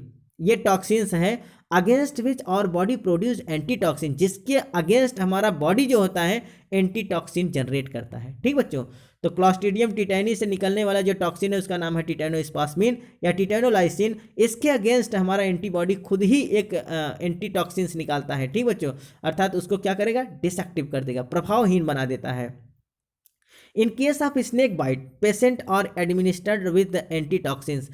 अगर हम बात करें स्नेक बाइट, जब कोई सर्प हमको काटता है बच्चों, तो सर्प का जो विष होता है, जो जहर होता है एंटीजन के रूप में जो हमारे शरीर के अंदर जाता है, उसका नाम क्या होता है, वेनम, जहर। अर्थात जो वेनम होता है, it is as like the toxins, अर्थात वो एक एंटीजन है और उसके अगेंस्ट जो हम लोग दवा देते हैं, एक क्या देते हैं बच्चों, हम लोग क्या देते हैं, एक एंटीबॉडी चढ़ाते हैं। अर्थात वो एंटीबॉडी हम लोग प्रिपेयर करके चढ़ाते हैं, आर्टिफिशियल एंटीबॉडी है जो हम लोग पैसिव के रूप में, अर्थात मैंने बताया था बच्चों पैसिव इम्यूनिटी, तो पैसिव इम्यूनिटी के द्वारा हम लोग क्या करते हैं, एक आर्टिफिशियली बना कर रखे रहते हैं और उस एंटीबॉडी को हम डायरेक्ट पेशेंट के अंदर चढ़ा देते हैं और उसका नाम होता है एंटी टॉक्सिन्स। अर्थात वेनम का एंटीडोट हम दे रहे हैं और उसका नाम होता है एंटी वेनम। ठीक बच्चों, तो सर्प का जो जहर होता है उसका हम वेनम कहते हैं और वो एक प्रकार का टॉक्सिन्स होता है, उसके लिए जब हम एंटी टॉक्सिन देते हैं उसका नाम हम एंटीबॉडी रखते हैं और उस एंटीबॉडी को हम क्या कहते हैं, एंटी वेनम इंजेक्शन कहते हैं। तो anti venom as like the antibody which decrease the toxins effect of the venom. तो वेनम के क्या करता है बच्चों, टॉक्सिन इफेक्ट को डाउन करता है और उसका हमारा जो हम लोग नाम देते हैं उसका नाम एंटी वेनम होता है। तो एंटी वेनम कुछ और नहीं है, वो केवल और केवल एंटीबॉडी है जो हम लोग प्रिपेयर करके पैसिवली चढ़ाते हैं किसी पेशेंट पर। ठीक बच्चों, it is so much important. तो आप ये जान लीजिए कि एंटीबॉडी का काम क्या होता है कि किसी भी एंटीजन या टॉक्सिन्स के रूप में जो जहर है उसको डिसएक्टिव करना, अर्थात उसको न्यूट्रलाइज करना। ठीक बच्चों, it is so much important. दूसरा क्या इसका सबसे इंपॉर्टेंट फंक्शन होता है बच्चों, एग्लूटिनेशन। जैसा कि मैंने बताया था, एग्लूटिनेट करना माने किसी की चीज़ को अपने साथ जोड़ लेना। ठीक बच्चों, तो ये क्या होता है, antibody make particulate antigen stick together. Stick together माने अपने साथ क्या कर लेना, जोड़ लेना, एग्लूटिनेट कर लेना। ठीक बच्चों, तो एंटीबॉडी क्या करता है, पर्टिकुलर एंटीजन को अपने साथ क्या कर लेता है, स्टिक टुगेदर कर लेता है, स्टिक कर लेता है, अपने साथ जोड़ लेता है, इन clump and immobilise them for disposal by the phagocytes. बहुत इंपॉर्टेंट चीज़ है बच्चों कि वो किसी भी एंटीजन को अपने साथ स्टिक कर लेता है, अपने साथ जोड़ लेता है, और जोड़ने के बाद क्या करते हैं बच्चों, फंसा लेता है अपने जाल में और फिर इमोबिलाइज कर देता है। अब वो चल फिर नहीं सकता है और इसके बाद हमारा जो फाइगोसाइटिक सेल होता है बच्चों आके उसको खा डालता है। तो दूसरा इसका क्या काम होता है, एग्लूटिनेशन करना। जैसा कि हमने बताया था कि एंटीबॉडी क्या करता है, अपना बड़ा बड़ा हाथ लेके पहुंचता है और वो क्या करता है, पकड़ लेता है, पकड़ के अपने साथ एग्लूटिनेट कर देता है और इसके बाद हमारे फाइगोसाइटिक सेल आके उसको आक्रमण कर देते हैं और खा डालते हैं। ठीक यही काम करता है एंटीबॉडी, क्योंकि एंटीबॉडी का फंक्शन ही यही होता है। Such antibody are called as the agglutinins. इस प्रकार के एंटीबॉडी को हम एग्लूटिनिन कहेंगे। अर्थात ये क्या, जैसे कि आप देख रहे हैं ये फिगर में बच्चों, ये हमारा एंटीबॉडी क्या कर लिया, अर्थात इसको क्या स्टिक टुगेदर कर लिया, इधर आपस में जोड़ लिया है। यहाँ देखिए सब अलग अलग दिख रहे थे, लेकिन यहाँ सबको क्या कर लिया है, अपने साथ जोड़ लिया है, अर्थात एग्लूटिनेशन हो गया है यहाँ। ठीक बच्चों, और फिर हमारा माइक्रोफेजेस आके इसको खा डालता है। अगला जो है बच्चों वो क्या होता है, ऑप्सोनाइजेशन। क्या नाम होता है, ऑप्सोनाइजेशन या कोटिंग करना। जैसा कि आप देख रहे हैं ऑप्सोनाइजेशन या कोटिंग करना किसे कहते हैं, सच एंटीबॉडी कोट माइक्रोबियल और molecular surface and make them more susceptible to phagocytic cell. Such antibody coat microbial और मॉलिक्यूलर सरफेस। ये क्या करता है, किसी भी माइक्रोब या फिर उसके मॉलिक्यूलर सरफेस को क्या कर लेता है, कोट कर लेता है। And make them more susceptible, और उनको बड़ा आसान बना देता है टू फाइगोसाइट। फाइगोसाइट को खाने के लिए इनको बहुत आसान बना देता है। फाइगोसाइटिक सेल आसानी से इसको खा डालता है। कब, जब उनके ऊपर कोटिंग कर। जैसा कि आप देख रहे हैं ये कोई बैक्टीरिया है, तो बैक्टीरिया का जो देख रहे हैं ये जो देख रहे हैं बच्चों, ये क्या है, इसका एंटीजन अर्थात टॉक्सिन्स है। जैसे ये टॉक्सिन, ये देख रहे हैं ये हमारा फाइगोसाइटिक सेल है और इनका जो ये रिसेप्टर्स है बच्चों, वैसे ये क्या होंगे, इसका जो एंटीजन है हमारे रिसेप्टर से जाकर क्या हो जाएगा, मिल जाएगा और ये कोट कर लेते हैं। जैसा कि आप देख रहे हैं, ये देखिए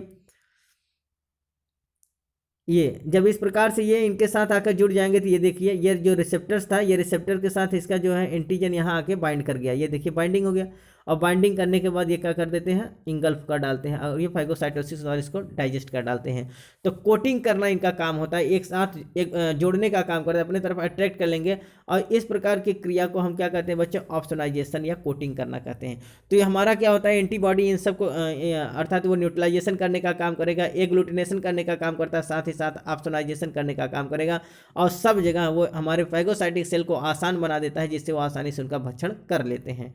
ठीक बच्चों, आइए बच्चों हम देखते हैं लिम्फॉइड ऑर्गन कितने प्रकार के होते हैं। ठीक बच्चों, लिम्फॉइड ऑर्गन है क्या, those organs where formation, maturation, proliferation and differentiation of the lymphocytes. अगर लिम्फोसाइट्स ऑर्गन्स वो होते हैं जहां हमारे सैनिक जो हैं, जो हमारे लिम्फोसाइटिक सेल्स होते हैं बच्चों, उनका फॉर्मेशन होता है, उनका मैचुरेशन होता है, प्रोलिफरेशन होता है और डिफरेंशिएट करके वो अपनी संख्या बढ़ाते हैं। तो इस प्रकार से लिम्फॉइड ऑर्गन्स वो होते हैं बच्चों कि जिस ऑर्गन के अंदर जहाँ पर हमारे लिम्फोसाइटिक सेल अपना फॉर्मेशन अर्थात उनका फॉर्मेशन होता है, उनका पालन पोषण मैचुरेशन होता है, प्रोलिफरेशन होता है और डिफरेंशिएशन होता है, अपना संख्या बढ़ाते हैं, उस अंग को, उस जगह को हम लिम्फॉइड ऑर्गन्स कहते हैं। क्योंकि हमारे लिम्फेटिक सिस्टम का फॉर्मेशन हो रहा है, मैचुरेशन हो रहा है, प्रोलिफरेशन हो रहा है, डिफरेंशिएशन हो रहा है, इसलिए इसको हम लिम्फेटिक ऑर्गन के नाम से जानते हैं। आइए बात करते हैं लिम्फेटिक ऑर्गन्स के टाइप्स। ठीक बच्चों, तो लिम्फेटिक ऑर्गन्स जो होते हैं ये स्पेशली दो प्रकार के होते हैं, primary lymphatic organs and secondary lymphatic organs. तो प्राइमरी लिम्फेटिक ऑर्गन्स में क्या होता है, फॉर्मेशन एंड मैचुरेशन। जो प्राइमरी लिम्फेटिक ऑर्गन्स होता है बच्चों, वहाँ हमारे लिम्फोसाइट्स का फॉर्मेशन होता है और मैचुरेशन होता है। तो यहाँ देखेंगे formation and maturation of lymphocytes, हमारे लिम्फोसाइट्स का फॉर्मेशन होना और मैचुरेशन होना कहाँ पाया जाता है, प्राइमरी लिम्फेटिक ऑर्गन के अंतर्गत होता है। तो formation and maturation of lymphocyte, that is the mature lymphocytes become antigen sensitive. यहाँ क्या होता है बच्चों, इमेच्योर लिम्फोसाइट्स जो होते हैं वो क्या होते हैं, एंटीजन सेंसिटिव। क्योंकि बच्चों जब बच्चा कोई होता है, क्योंकि जो बोन मैरो में जो फॉर्मेशन होता है इसके बाद वो मैचुरेशन करते हैं, तो जो हमारा पहले बोन मैरो से बना हुआ पहला छोटा सा जो प्राइमरी सेल्स बनता है बच्चों, वो इमेच्योर होता है और उसके अंदर किसी भी एंटीजन के लिए कोई सेंसिटाइजेशन नहीं होता है, अर्थात वो उसको जज नहीं कर सकता है।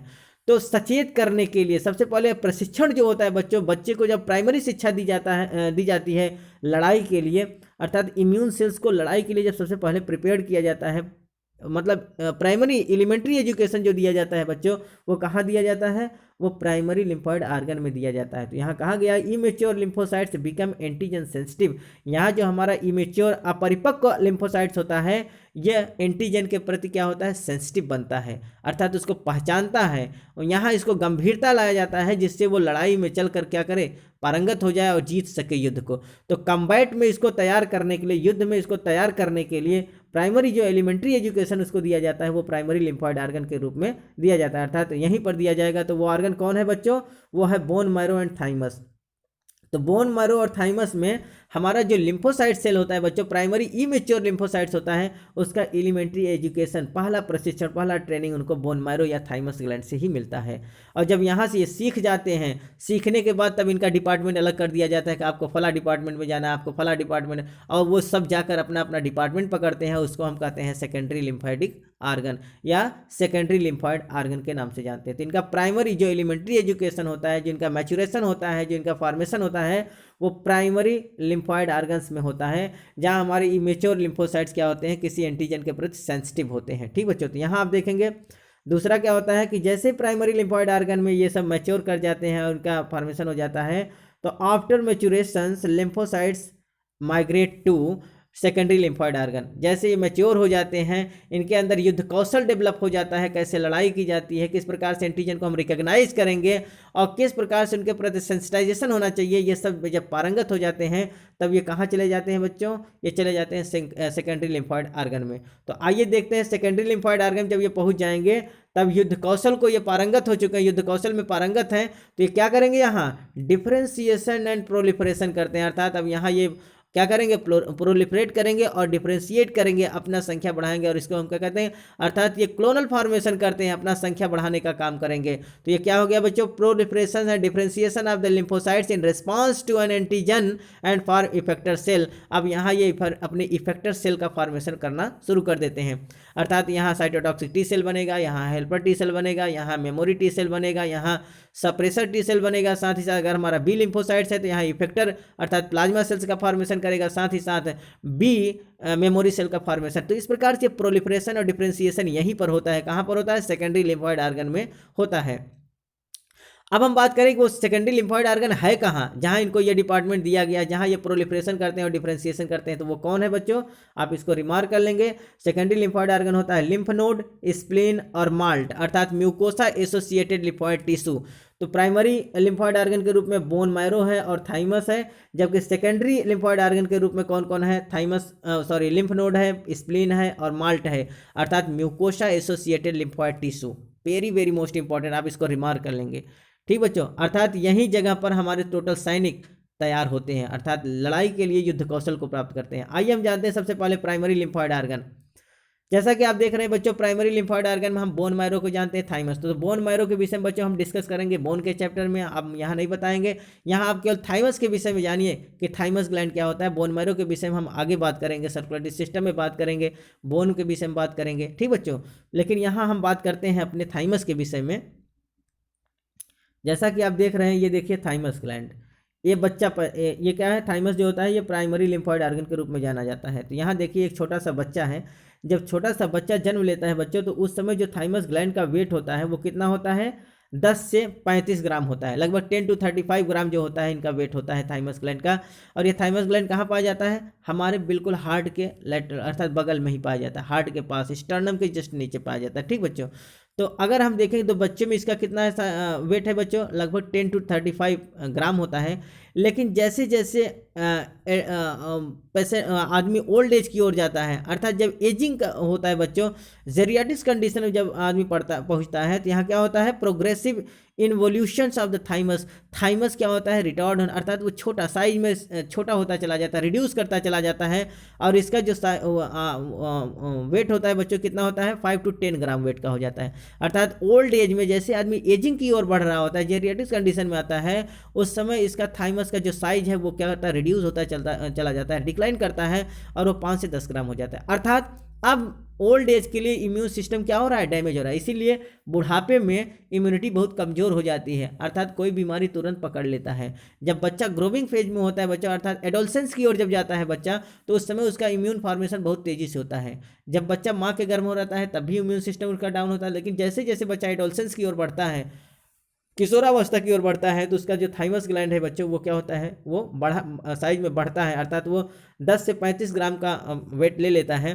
लेकिन जैसे जैसे हम एजिंग की ओर बढ़ते हैं, जेरियोटिक कंडीशन की ओर बढ़ते हैं, वैसे वैसे हमारा थाइमस ग्लैंड रिटार्ड होता चला जाता है, डिक्लाइन होता चला जाता है, रिड्यूस होता है, और उसका जो वेट है वो 5 से 10 ग्राम हो जाता है। इसका मतलब है, ये क्लियर हो जाता है कि हमारा इम्यूनिटी पावर क्या होगा, डैमेज होगा। ठीक बच्चों, तो बुढ़ापेपन में हमारा इम्यूनिटी पावर बहुत डैमेज हो जाता है। आइए जानते हैं कि इन्वोल्यूशन, जैसा कि यहाँ आप देख रहे हैं कि प्रोग्रेसिव इन्वोल्यूशन होता है थाइमस ग्लैंड का। देखिए ओल्ड एज में जाने पर प्रोग्रेसिव इन्वोल्यूशन होता है।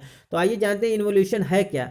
इन्वोल्यूशन क्या होता है, रेट्रोग्रेड चेंज। रेट्रो माने होता है पीछे आना, अर्थात वो जिस जहाँ से स्टार्ट हुआ था वहीं उसी कंडीशन में वापस आ जाएगा। ठीक बच्चों, तो retrograde changing coming back to the initial stage, अर्थात वो फिर अपने प्रारंभिक स्टेज में पहुंच जाएगा। अर्थात बच्चा जब छोटा रहता है तो उस समय थाइमस ग्लैंड छोटा होता है, फिर वो एडोलसेंस की ओर हुआ तो उसका बड़ा हुआ, फिर जब जैसे ही आदमी बुढ़ापा होता है बच्चों, तो वो जो बच्चा जब माँ के गर्भ में था उस साइज में छोटा होकर चला आता है। जब उस साइज में आ जाता है तो उसी को हम क्या कहते हैं, इन्वोल्यूशन कहते हैं। ठीक बच्चों, तो क्या होता है, रेट्रोग्रेसिव चेंजिंग होता है, अर्थात वो रेट्रो माने होता है पीछे आना, तो रेट्रोग्रेड चेंजेस देखने को मिलता है, अर्थात coming back to the initial state, अर्थात वो इनिशियल स्टेट पे फिर वापस आ जाएगा। ठीक बच्चों, तो इन्वोल्यूशन क्या है, इसमें होता क्या है, sinking of an organ to the former size, अर्थात जो कोई ऑर्गन अपने फिर से पूर्व अवस्था में आ जाए, इनिशियल फेज में आ जाए, तो उसको हम क्या कहते हैं, इन्वोल्यूशन कहते हैं। Tissue replaced by the fibrous tissue, अर्थात जो टिश्यू रिप्लेस होकर फाइब्रस टिश्यू में बदल जाए तो उसको भी हम क्या कहते हैं बच्चों, इन्वोल्यूशन कहते हैं। It is so much important. आइए बात करते हैं प्राइमरी लिम्फोइड ऑर्गन थाइमस का क्या होता है बच्चों, ये कहाँ पाया जाता है, प्रेजेंट विनीथ द स्टर्नम। ये कहाँ पाया जाता है, स्टर्नम के जस्ट बीच में पाया जाता है। जैसा कि अभी हम बात कर रहे हैं, ये स्टर्नम के बीच, जो हमारा स्टर्नम होता है बच्चों, आप देखेंगे तो जो हमारा बीच थोरेसिक कैविटी होता है, थोरेसिक कैविटी में एक जो बोन होता है उसको हम स्टर्नम के बीचों बीच ये देखने को मिलता है। तो 2 लोब्स राइट एंड लेफ्ट, जो हमारा थाइमस ग्लैंड होता है इसके 2 लोब होते हैं, राइट एंड लेफ्ट लोब होता है। Lobes divided into the lobules by the septa, और ये लोब फिर छोटे छोटे लोब्यूल्स में डिवाइड होते हैं, और डिवाइड करने के लिए क्या पाया जाता है बच्चों, सेप्टा, अर्थात बहुत सारे सेप्टा जो होते हैं इन लोब को छोटे छोटे लोब्यूल्स में कन्वर्ट कर देते हैं। 2 types of the cells present, इनमें 2 प्रकार के सेल्स देखने को मिलते हैं। आइए बात करते हैं इसके विषय में। ये देखिए, इसका अगर हम हिस्टोलॉजिकल पोजीशन देखें तो ये जो हमारे हार्ट के बीचों बीच भाग होता है बच्चों, इसको हम स्टर्नम कहते हैं। तो ये देखिए, स्टर्नम वाले रीजन पर ही हमारा थाइमस ग्लैंड देखने को मिल रहा है। इधर के पार्ट को हम राइट कहते हैं, इधर हम लेफ्ट कहते हैं। ठीक बच्चों, तो आप देखेंगे तो ये देखिए, ये क्या है, ये हमारा इतना पार्ट जो होता है ये स्टर्नम का पार्ट है, और ये जो आप देख रहे हैं ये होता है थाइमस ग्लैंड। तो ये इधर का रीजन राइट होता है और इधर का लेफ्ट। ठीक, तो लेफ्ट और राइट रीजन में देखने को मिल रहा है। और ये हमारा हार्ट होता है, तो हमारे जस्ट हार्ट के ऊपर स्टर्नम के बीचों बीच पाया जाता है। ठीक बच्चों, और ये लोब में 2 होते हैं, 2 लोब होता है। और यहाँ आप इसको थोड़ा सा देखेंगे तो ये 2 लोब जो होते हैं देखिए छोटे छोटे लोब्यूल्स में बढ़ गए हैं। ठीक बच्चों, ये जो छोटे छोटे गोले गोले दिखाई दे रहे हैं ये लोब्यूल्स हैं। तो प्रत्येक लोब में बहुत सारे लोब्यूल्स देखने को मिलते हैं, और ये लोब्यूल्स जो होते हैं सेप्टम द्वारा, ये जो छोटे छोटे आप देख रहे हैं ये सेप्टम है, सेप्टम के द्वारा क्या होते हैं, अलग होते हैं। ठीक बच्चों, प्राइमरी लिम्फॉइड ऑर्गन में अगर हम ये देखें इसका हिस्टोलॉजी, तो ये देखिए इसका हिस्टोलॉजी क्या है। तो हमारा जो लिम्फॉइड ऑर्गन होता है इसके 2 पार्ट होते हैं, एक कॉर्टेक्स होता है, एक मेडुला होता है। जैसा कि आप ये देखिए बच्चों, ये देखिए जो बाहर का भाग होता है इसको हम क्या कहते हैं, कार्टिकल पार्ट कहते हैं। ये देखिए बाहर का जो पार्ट होता है आउटर रीजन, इसको हम क्या कहते हैं, कॉर्टेक्स कहते हैं। और अंदर का जो भाग होता है इसको हम मेडुला कहते हैं। क्या कहते हैं, मेडुला कहते हैं। और बीच में आप देखेंगे इसमें थाइमिक कैप्सूल कार्पसल्स देखने को मिल रहा है। क्या देखने को मिल रहा है, थाइमिक कार्पसल्स देखने को मिल रहा है। और ये छोटे छोटे देखिए ये सेप्टम्स हैं जो हमारे लोब्यूल्स को अलग कर रहे हैं। देख रहे हैं ना, ये छोटे छोटे सेप्टम क्या कर रहे हैं, लोब्यूल्स बना रहे हैं। और इसको हम क्या कहते हैं, इंटरलोब्यूलर सेप्टम। क्या कहते हैं बच्चों, इसको हम इंटरलोब्यूलर सेप्टम कहते हैं। और बाहर का जो कवरिंग होता है इसको हम कैप्सूल कहते हैं। तो ये जो हिस्टोलॉजिकल पोजीशन, हिस्टोलॉजिकल ये एक स्ट्रक्चर है बच्चों किसका, थाइमस का। आगे देखेंगे हैसेली कार्पसल्स। जैसा कि आप देख रहे हैं हैसेली कार्पसल्स क्या होता है, distinctive structure within the medulla composed of the onion skin like concentrically arranged epithelial cells with the lymphatic and microcytic and ये इसका कोई मतलब नहीं बच्चों, यहाँ यही चीज़ दिखाया गया। ये देखिए ये थाइमिक कैप्सूल है, तो ये क्या होता है, इनके बीच में एक कैप्सूल पाया जाता है जिसका नाम क्या होता है बच्चों, हैंसेल्स कॉर्पसल्स। ये बहुत इंपॉर्टेंट चीज़ है, ये कॉर्पसल्स है जिसका नाम है हैंसेल्स कॉर्पसल्स। ये इनका कहाँ पाया जाता है बच्चों, ये बिल्कुल इनका जो ये रीजन आप देख रहे हैं, तो ये कहाँ पाया जाता है, यहाँ क्या distinctive structure within the medulla. जैसा कि आप ये देख रहे हैं, ये मेडुला वाला पार्ट है, तो इनका जो बीच वाला पार्ट ये मेडुलरी पार्ट है, इसी में कॉर्पसल्स पाया जाता है, जिसको हम क्या कहते हैं बच्चों, हैंसेल्स कॉर्पसल्स कहते हैं। ठीक बच्चों, आइए हम आगे देखते हैं secondary lymphoid organ. Secondary lymphoid organ में हमने बात किया था स्प्लीन होता है और लिम्फ नोड होता है, माल्ट होता है। ठीक बच्चों, तो इसमें देखिए यहाँ हम देख रहे हैं कि स्ट्रक्चर में देख रहे हैं, ये जो ग्रीन ग्रीन ग्रीन ग्रीन आप देख रहे हैं सब जगह, ये छोटे छोटे छोटे छोटे स्पॉटेड ग्रीन टाइप जो हमारे ग्रोइन एरिया में देखने को मिल रहा है, आर्मपेट में देखने को मिल रहा है, ये देखिए हमारे थोरेसिक रीजन में देखने को मिल रहा है, जगह जगह पर देखिए, यहाँ हमारे नेक के पास ये थ्रोट में देखने को मिल रहा है, यहाँ हमारे पटेला के ऊपर देखिए। तो ये जो ग्रीन ग्रीन दिख रहे हैं बच्चों, इन सबको हम क्या कहते हैं, ये सब लिम्फ नोड हैं। क्या बच्चों, ये सब लिम्फ नोड हैं। और यहाँ हमारे बहुत सारे सैनिक क्या करते हैं, निवास करते हैं, अर्थात सेकेंडरी ऑर्गन्स के रूप में जितने भी हमारे एक्वायर्ड इम्यूनिटी हैं बच्चों, इम्यून सेल्स हैं, वो यहीं पाए जाते हैं। तो यहाँ देखिए, अर्थात हमारे लिम्फ नोड में जब हमारा लिम्फ नोड में आता है, तो इसमें क्या होता है बच्चों, जो ये वेसल्स निकला इसको हम कहते हैं एफरेंट लिम्फेटिक वेसल्स।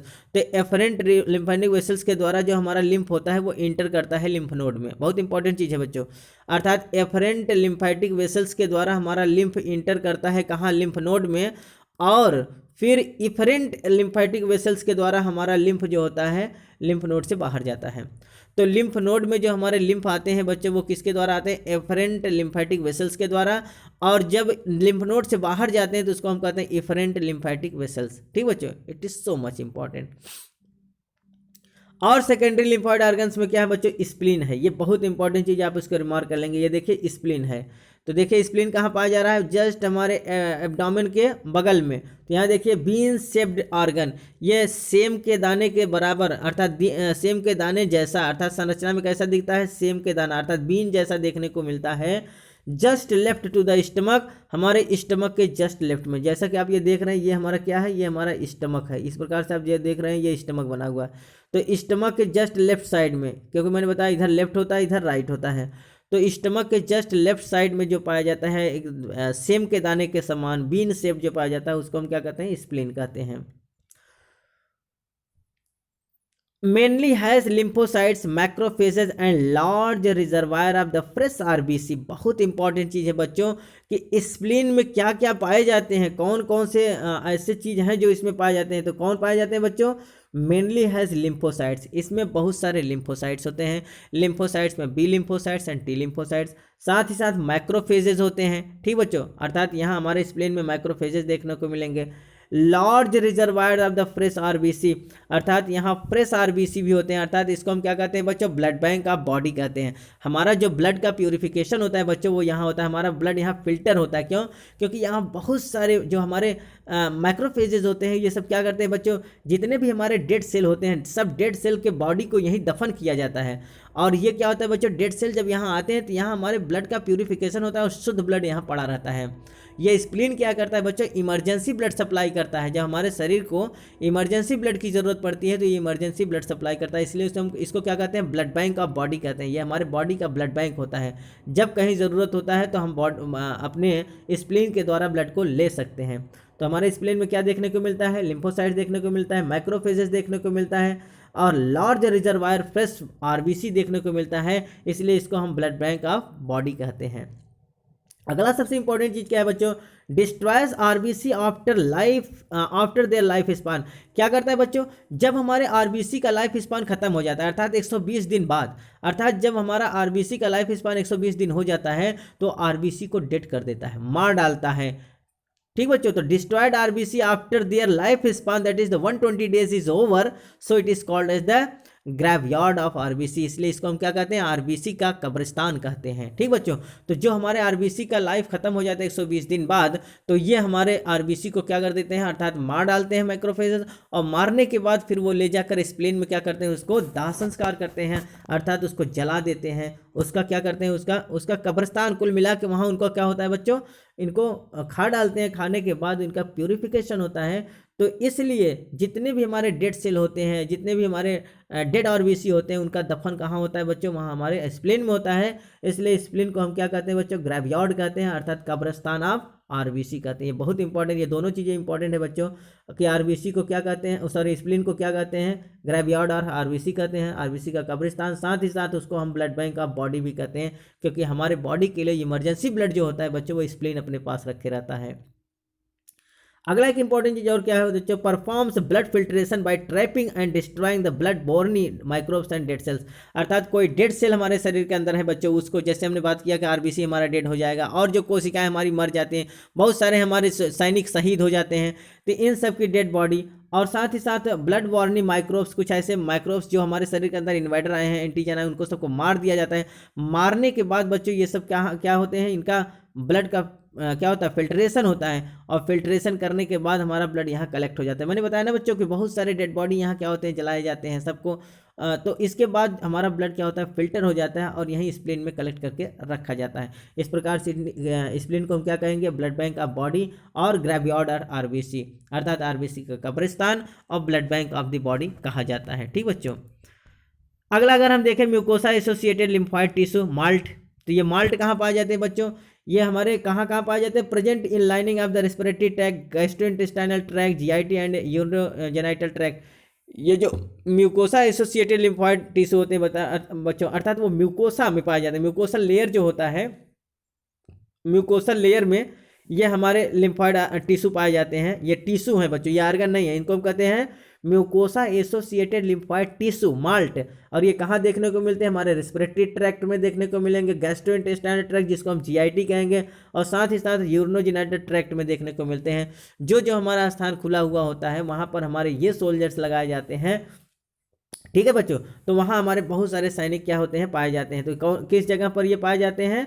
ये जो हमारे सेकेंडरी लिम्फोइड ऑर्गन्स के रूप में है, कौन है? Mucosa associated lymphoid tissue malt. और ये माल्ट कहाँ कहाँ होते हैं? रेस्पिरेटरी ट्रैक्ट में, गैस्ट्रोइंटेस्टाइनल ट्रैक्ट में और यूरिनोजेनिटल ट्रैक्ट में। अगला क्या है बच्चों? Constitutes around more than 50% of the lymphoid tissue. हमारे लिम्फोइड टिश्यू का लगभग 50% भाग यही होते हैं। कौन होते हैं? माल्ट। तो हमारे लिम्फोइड जो टिश्यू है, तो लिम्फोइड टिश्यू जितने भी होते हैं उनका 50% भाग कहाँ पाए जाते हैं? वो माल्ट के रूप में पाए जाते हैं, जो हमारे गैस्ट्रोइंटेस्टाइनल ट्रैक्ट, यूरिनोजेनिटल ट्रैक्ट और रेस्पिरेटरी ट्रैक्ट में देखने को मिलते हैं। Types basis of location. अगर हम ये टिश्यू को देखें बच्चों की, जो हमारे ये टिश्यू होते हैं, on the basis of the location के आधार पर कितने प्रकार के टिश्यू होते हैं? तो कितने प्रकार के? 4 प्रकार के टिश्यू हैं। नंबर होता है नंबर 1 नेदल एसोसिएटेड लिम्फोइड टिश्यू, जो हमारे नाक में पाए जाते हैं, तो नेदल एसोसिएटेड लिम्फोइड टिश्यू जिसको हम नाल्ट कहते हैं। दूसरा होता है ब्रांकस एसोसिएटेड लिम्फोइड टिश्यू जिसको हम बाल्ट कहते हैं, ये हमारे ट्रैकिया वाले अर्थात हमारे रेस्पिरेटरी ट्रैक्ट में पाए जाते हैं। तीसरा जो होता है गट एसोसिएटेड लिम्फोइड टिश्यू जिसको हम गाल्ट कहते हैं, ये हमारे जीआईटी में पाए जाते हैं। और चौथा जो होता है lymphoid tissue associated with the genito urinary system, अर्थात हमारे यूरिनोजेनिटल सिस्टम्स के अंतर्गत पाए जाते हैं। तो इस प्रकार से on the basis of the locations के आधार पर ये जो टिश्यू होते हैं वो 4 प्रकार के होते हैं। पहला होता है नाल्ट, दूसरा होता है बाल्ट, तीसरा होता है गाल्ट और चौथा होता है lymphoid tissue associated with the genito urinary system. ठीक बच्चों, अगर हम बात करें सबसे पहले नाल्ट के विषय में, अर्थात नेदल एसोसिएटेड लिम्फोइड टिश्यू के विषय में, तो ये कहाँ पाया जाता है बच्चों? इन नेदल पैसेज एंड थ्रोट, जो हमारा ये नाक वाला पैसेज होता है उसमें, और थ्रोट जो गला होता है बच्चों, वहाँ ये टिश्यू देखने को मिलते हैं। फॉर एग्जाम्पल टॉन्सिल, जो हमारे देखिए टॉन्सिल जो होता है बच्चों, ये कहाँ होता है? हमारे गले के पास सूजन हो जाता है, सॉरी गले कह रहे हैं, हमारे मुख में जो हमारा यूविला होता है, देखेंगे आप मुंह को जब खोलेंगे तो जीभ के जस्ट ऊपर जो हमारा सॉफ्ट पैलेट होता है बच्चों, सॉफ्ट पैलेट के नीचे जैसा कि आप यहाँ देख रहे हैं, ये देखिए सॉफ्ट पैलेट है। ये सॉफ्ट पैलेट के नीचे जो एक उभरा हुआ एक नीचे लटकता हुआ भाग दिखाई देता है उसको हम यूविला कहते हैं। तो यही यूविला के अगल बगल में क्या होता है बच्चों, वहाँ देखेंगे आप, ये देखिए जो ये ऐसा दिख रहा है, ये टॉन्सिल है। इसी टॉन्सिल में इन्फ्लेमेशन हो जाता है। ठीक बच्चों, जब कभी हमारे शरीर में क्या होता है, इम्यून रिस्पॉन्सेस बढ़ जाते हैं तो ये टॉन्सिल बढ़ जाता है, जिसको हम टॉन्सिलाइटिस कहते हैं। ठीक बच्चों, क्या होता है? टॉन्सिलाइटिस। तो ये एक प्रकार का इम्यून रिस्पॉन्स जनरेट करता है। ठीक बच्चों, तो ये क्या होता है? एक प्रकार का नाल्ट कहा जाता है, अर्थात नेदल एसोसिएटेड लिम्फोइड टिश्यू है, इसी में इन्फ्लेमेशन हो जाता है। ठीक बच्चों, तो यहाँ दिया गया है, ये देखिए ये नॉर्मल टॉन्सिल है और ये इन्फ्लेमेंट टॉन्सिल है। तो यहाँ देखिए ये हमारा टॉन्सिल क्या हुआ है? इन्फ्लेमेशन कर गया। यहाँ देखिए ये बढ़ा हुआ इतना बड़ा सा हो गया है। ठीक, तो इसको कहते हैं हम टॉन्सिलाइटिस, जो हमारे कहाँ पाया जाता है, यूविला के नीचे अर्थात सॉफ्ट पैलेट के नीचे एक उभरा हुआ भाग यूविला होता है, उसी के पास पाया जाता है, तो इसको हम नॉल्ट कहेंगे। गट एसोसिएटेड लिम्फोइड टिश्यू क्या होता है, जिसको हम गाल्ट कहते हैं, ये हमारे इंटेस्टाइन, स्मॉल इंटेस्टाइन में एक पेयर पैचेस होता है बच्चों, पेयर पैचेस के रूप में पाया जाता है और वर्मीपार अपेंडिक्स के रूप में पाया जाता है। कहाँ पाया जाता है बच्चों, अर्थात गट एसोसिएटेड लिम्फोइड टिश्यू के रूप में, जिसको हम गाल्ट कहते हैं। ये देख रहे हैं, ये स्मॉल इंटेस्टाइन का जो हमारा जेजुनम पार्ट होता है, लास्ट वाला पार्ट बच्चों, उसी में ये क्या होता है, पेयर्स पैचेस देखने को मिलता है। ठीक बच्चों, तो ये पेयर पैचेस क्या होता है, एक प्रकार का गाल्ट होता है। साथ ही साथ हमारा जो वर्मीपार अपेंडिक्स आप देख रहे हैं, ये वाला सॉरी, ये देखिए, ये इसमें अर्थात इसमें हमारा क्या होता है, एक टिश्यू पाया जाता है, उसी का नाम होता है गाल्ट अर्थात गट एसोसिएटेड। तो ये सब बच्चों, ये सब क्या है, ये सेकेंडरी लिम्फॉइड ऑर्गन है, जहाँ हमारे बहुत सारे जो हमारे लिम्फेटिक सेल्स होते हैं वो पाए जाते हैं। ठीक बच्चों, तो it is so much important. इनके विषय में बच्चों हम लोगों ने जान लिया कि गॉल्ट क्या होते हैं, नॉल्ट क्या होते हैं, माल्ट क्या होते हैं, साथ ही साथ स्प्लीन का क्या रोल होता है, हमारे लिम्फ नोड कैसे होते हैं। तो स्प्लीन हो गया, लिम्फ नोड हो गया और माल्ट हो गए। ठीक बच्चों, नॉल्ट हो गए, गॉल्ट हो गए। तो ये सब क्या है, ये सब सेकेंडरी लिम्फॉइड ऑर्गन्स होते हैं। और जो हमारे प्राइमरी लिम्फॉइड ऑर्गन होते हैं वो कौन होते हैं, हमारे बोन मैरो और थाइमस, जहाँ पर हमारे जितने भी इम्यून सेल्स हैं उनका क्या होता है, formation as well as the maturation होता है। तो उम्मीद है बच्चों आज का लेक्चर आपको बहुत अच्छे से समझ में आया होगा। अगर बच्चों किसी प्रकार का कोई प्रॉब्लम हो तो कमेंट बॉक्स में आप टाइप करें और आपकी टोटल समस्याओं का समाधान हम जरूर करेंगे। अगर बच्चों हमारे वीडियोस आपको बहुत अच्छे से समझ में आए तो ज़्यादा से ज़्यादा हमारे चैनल को सब्सक्राइब करें, लाइक करें, अपने यार दोस्तों में शेयर करें, जिससे उनकी भी तैयारी सुचारू रूप से चल सके। तो मिलते हैं बच्चों नेक्स्ट वीडियो में नेक्स्ट सेगमेंट के साथ, तब तक के लिए बच्चों धन्यवाद।